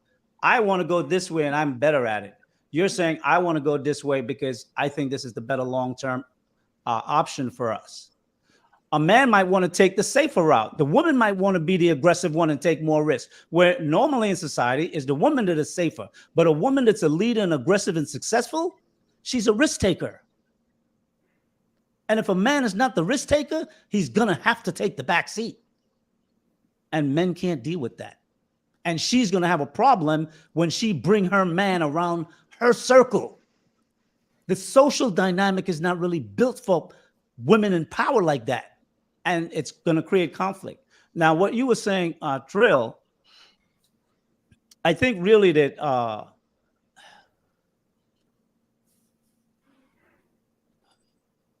even though women have been suppressed, Women have been the guardian of wealth for millenniums. Any woman that was married to a man that was wealthy, she inherited everything. Before prenups and all that crap, women have always had power and money. They have always ruled from the back. They have done it. Now what they're doing, they're changing the laws to manipulate and put themselves to lead from the front. But women have always led from the back. And if they wanted to build and strike out on their own, they would have. It's not their nature. As much as they would want to, it's not their nature. You know why? Because they have always asked men for everything that they wanted. Men don't do that. Men take what the hell they want. As great as America is, and all the dirt that America has, slavery, the whole nine, and the killing and almost the extinction of the Indians, America is great because the white man saw an opportunity and he took it and he built it. If women thought the same way, they could kill 100 rich men in one night, slay them motherfuckers, take over $100 trillion and just take over the United States. I mean, if they were like that, that's what rulers do. They don't beg you to change so you can give me a seat at the table. We are predators that stalk and kill. They are predators that trap. Our whole dynamics are different. A woman have to trap a man. A man have to pursue a woman. That's why we know them better than they know us. Because we have to know how they move, how to overcome their rejection, how to set them up to put them over here to get us. A lot of times we say, well, a woman set the man up to come and choose her. Yes, she gives you signals to let you know I'm interested. But it's still a trap. She's not going to come over to you, hey, baby, would you like a drink? I've been watching you for a little bit and I like the way you move. A woman ain't going to do that. And I meet a lot of Latino women, and I ask them sometimes, and even when I was teaching, I mean, the mayor's daughter, one day, Anna, I was talking to Anna, and it was this boy that I knew that liked her because he told me. I said, Anna, so-and-so like you, but he's afraid to come and speak to you. Would you go speak to him? She said, I will never approach a man. He will have to come to me first. It's just the way women are. They're not predators in that way. They're not going to plan out a situation and go conquer it. You put them in a position, they could run it. And that's how I see the difference between women leadership versus men leadership and the power dynamics of that. And I think society will have to change significantly, maybe 100 years, for the dynamics to shift where there is no difference between a woman being at the top, snatching, and I'm going to use this, just for the element of the conversation, to take a guy working at McDonald's making $30,000 a year, and she's worth $100 million, make him her husband, put him in a mansion, change his lifestyle, divorce him 10 years later, and give him $25 million and bounce and keep moving. A woman will never do that. Prison Bay. They're not made that way. They can't afford to lose nothing. Women don't like losing. Men lose, they regroup, and they keep moving. We are people who sacrifice ourselves for the whole. Women are selfish. They like to take. And throughout history, yes, women have been in a place, and we have put them in that place or protect them, because some people say women are like children. I don't use that term, and I don't subscribe to that term. I don't look at women as children. They may have similar behaviors for whatever reason, but they're not children, because women are cunning. Children are innocent. Women do things deliberately. It's not that they always know the outcome, but they do things deliberately. They're not foolish. So I never come from that perspective that a woman don't know what she's doing, that she may be acting like a child. Children are manipulative too. So it doesn't mean that the kids don't know what they're doing. They're trying to get something. They want you to take them to the amusement park, such and such a date, and they're trying to manipulate you to make sure you do that because their friends are going to be there. So that's part of the human psyche. We all manipulate each other for one way or another to get the things that we want. But I think when it comes to the support, I think Shane had a question for you in terms of he can't hear marriage and the way marriage and the whole dynamic is changing in our modern life. Sage, can you hear us? You can't hear me now? Oh, you can. We can hear you. Can Sorry you about hear that. us? Can you hear We've always us? been able to hear you. Yeah, I don't think you can hear us. Yeah, he can. I can't hear He said any that of you earlier. guys. Let me hold on one second. Let me put it on my phone. He said that earlier. Yeah. Okay. Give me. Yeah, and to what Yeah, he said about we gotta start trying to close out. Gotta get the guys. Yeah. You guys Hey, want I'm to? gonna just I'm gonna just answer it real quick. Like, you should not. Okay, be, I'm gonna put it on my you phone so shouldn't I be can with hear my. anybody that don't support you. You guys hear me at this time? No. Yeah. Wait, Yeah, what we you can say? hear What'd you, you say, but can you Humble hear Dad? I'm gonna us? Can close you hear on us? this one point right now. I I told was you just I'll saying. keep it brief. I would just go ahead, Sage. It seems today that marriages is not as simple as it once was because there are too many options available for both parties, male and female. And I think that if a man is choosing a woman to be his wife, that is a major choice. And I think you can't be afraid to ask the questions that you want to know. And I think it was Trill that brought it out. You don't want to be in a marriage 6 years, couple of kids, and find out later that she, worked on Pornhub or whatever, right? You can't be afraid to know the answer because the answer is what you need to help you make a decision. So the thing is, I think the way that question was phrased, a couple of questions back, that guy came from an insecurity place because it had to do with, he wanted to know, is the man's sex greater than his and this and that. He was coming from a place of, to me, I thought, pain, because she did something, it hurt him, and now he was trying to get some kind of justification to find out that I'm still good. So that was more of a position of fear, where you said, well, asking a question that you don't want to know the answer to. You're asking a question that you're afraid of what the answer will be, but you're curious about the question, about the answer. And some men are just not capable of hearing hard truth, specifically from women, because of the way the society is and the way women move. There are things women can tell you that F your head up, bro. I mean, where your ego is concerned as a man, right? Because I move differently with women. Like, I remember a New Year's night, I went to a party and I had both my wives with me. And there were at least 4 guys standing at the bar just waiting for me to move. So I said, I think you have an audience. I said, you guys want a drink? I went to the bar, got them a drink, and took some time to come back. They made their move.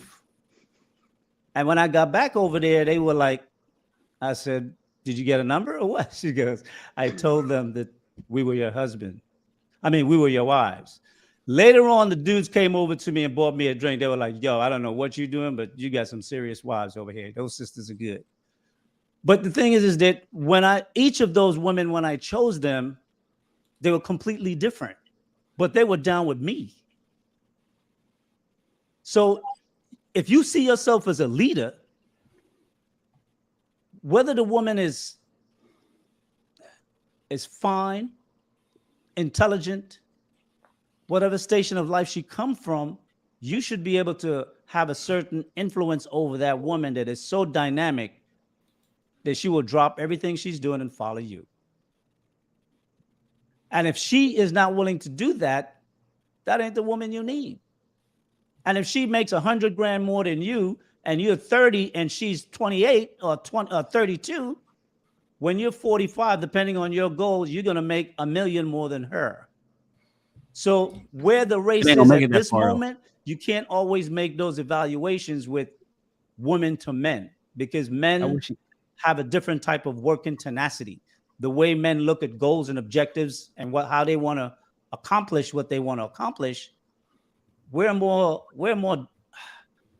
our level of aggression is just way different than women, and just there's no competition. And I'm not saying that women are not smarter. Women are smart. Women are intelligent. You can't hear me again? Sage. Oh man, what is? No, we can. No, I'm just. No, we can hear you. You just can't hear us. Yeah. Okay, cool. Sorry about that. No, I think. Cool. I'm gonna send a message. Okay. Okay. Nah, Sage then came on here and shut it down, yo.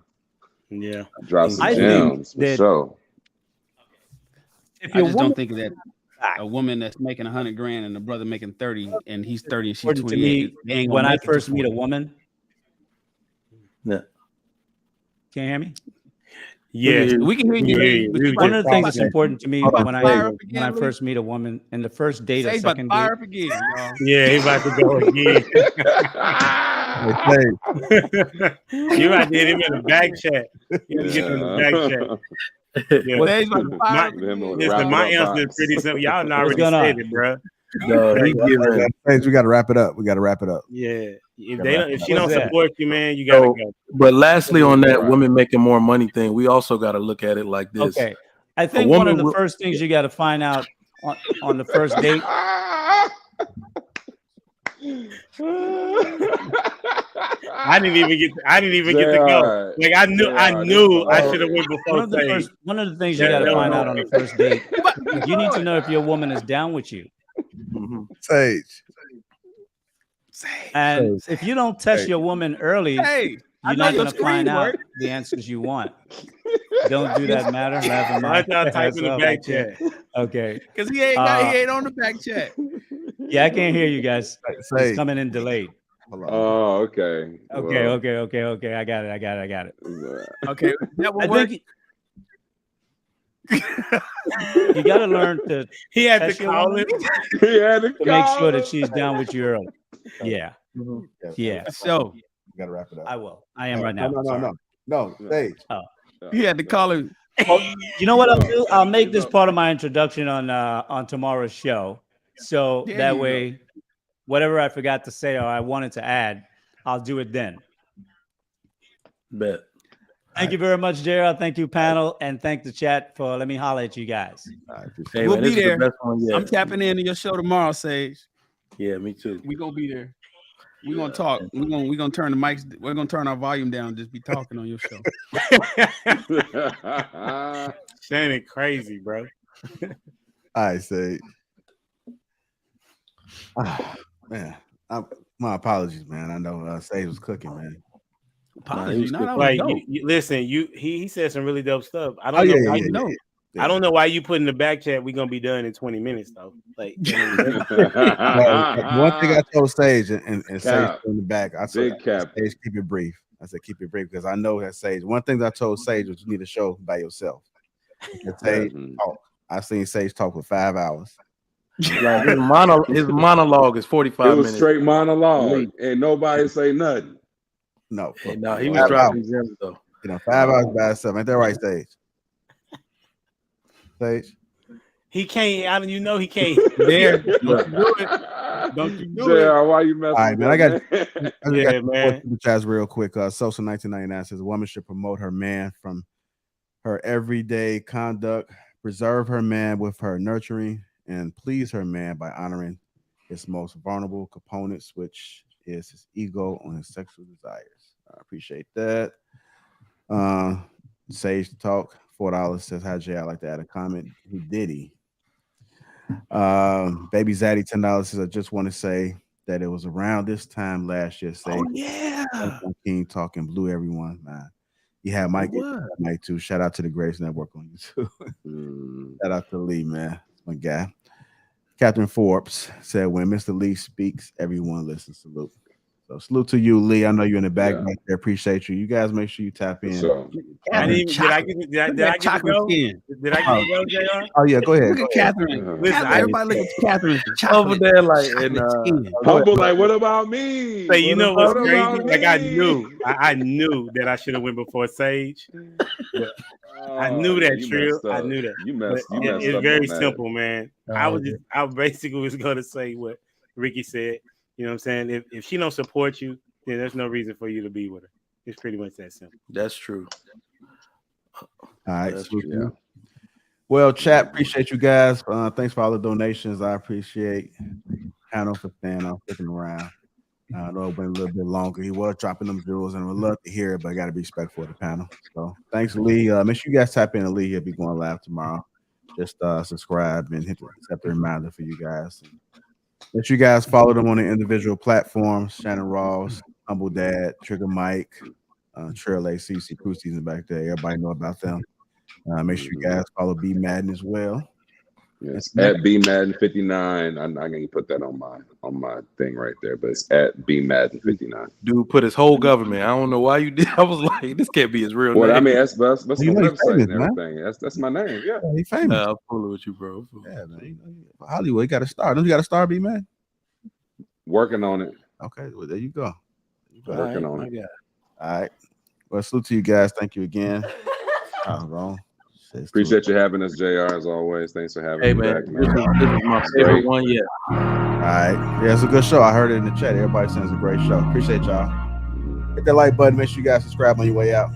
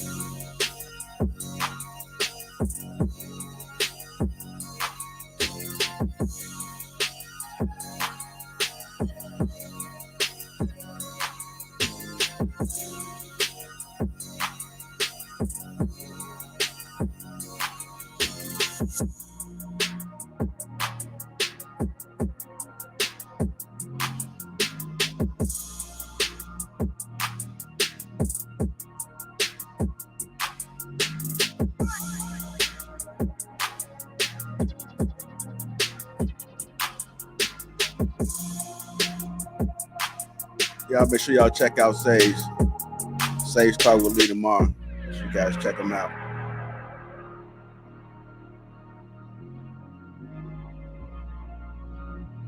Make sure you guys check out Bridging the Gap as well tomorrow night.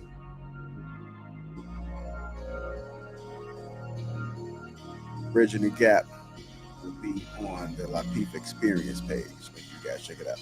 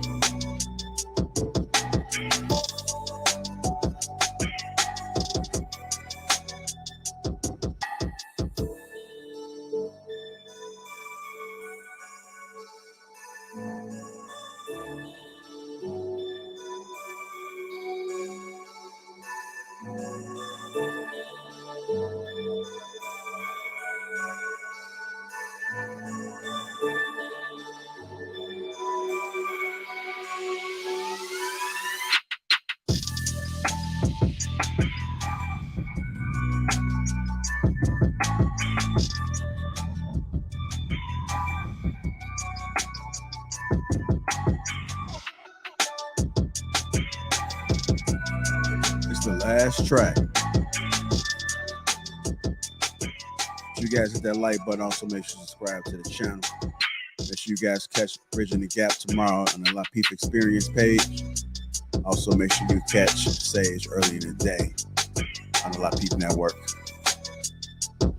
It's the last track. We just want to say thank you, guys. You guys enjoy your evening. Make sure y'all be safe out there. Shout out to the greatest network ever, the Lapeef Network.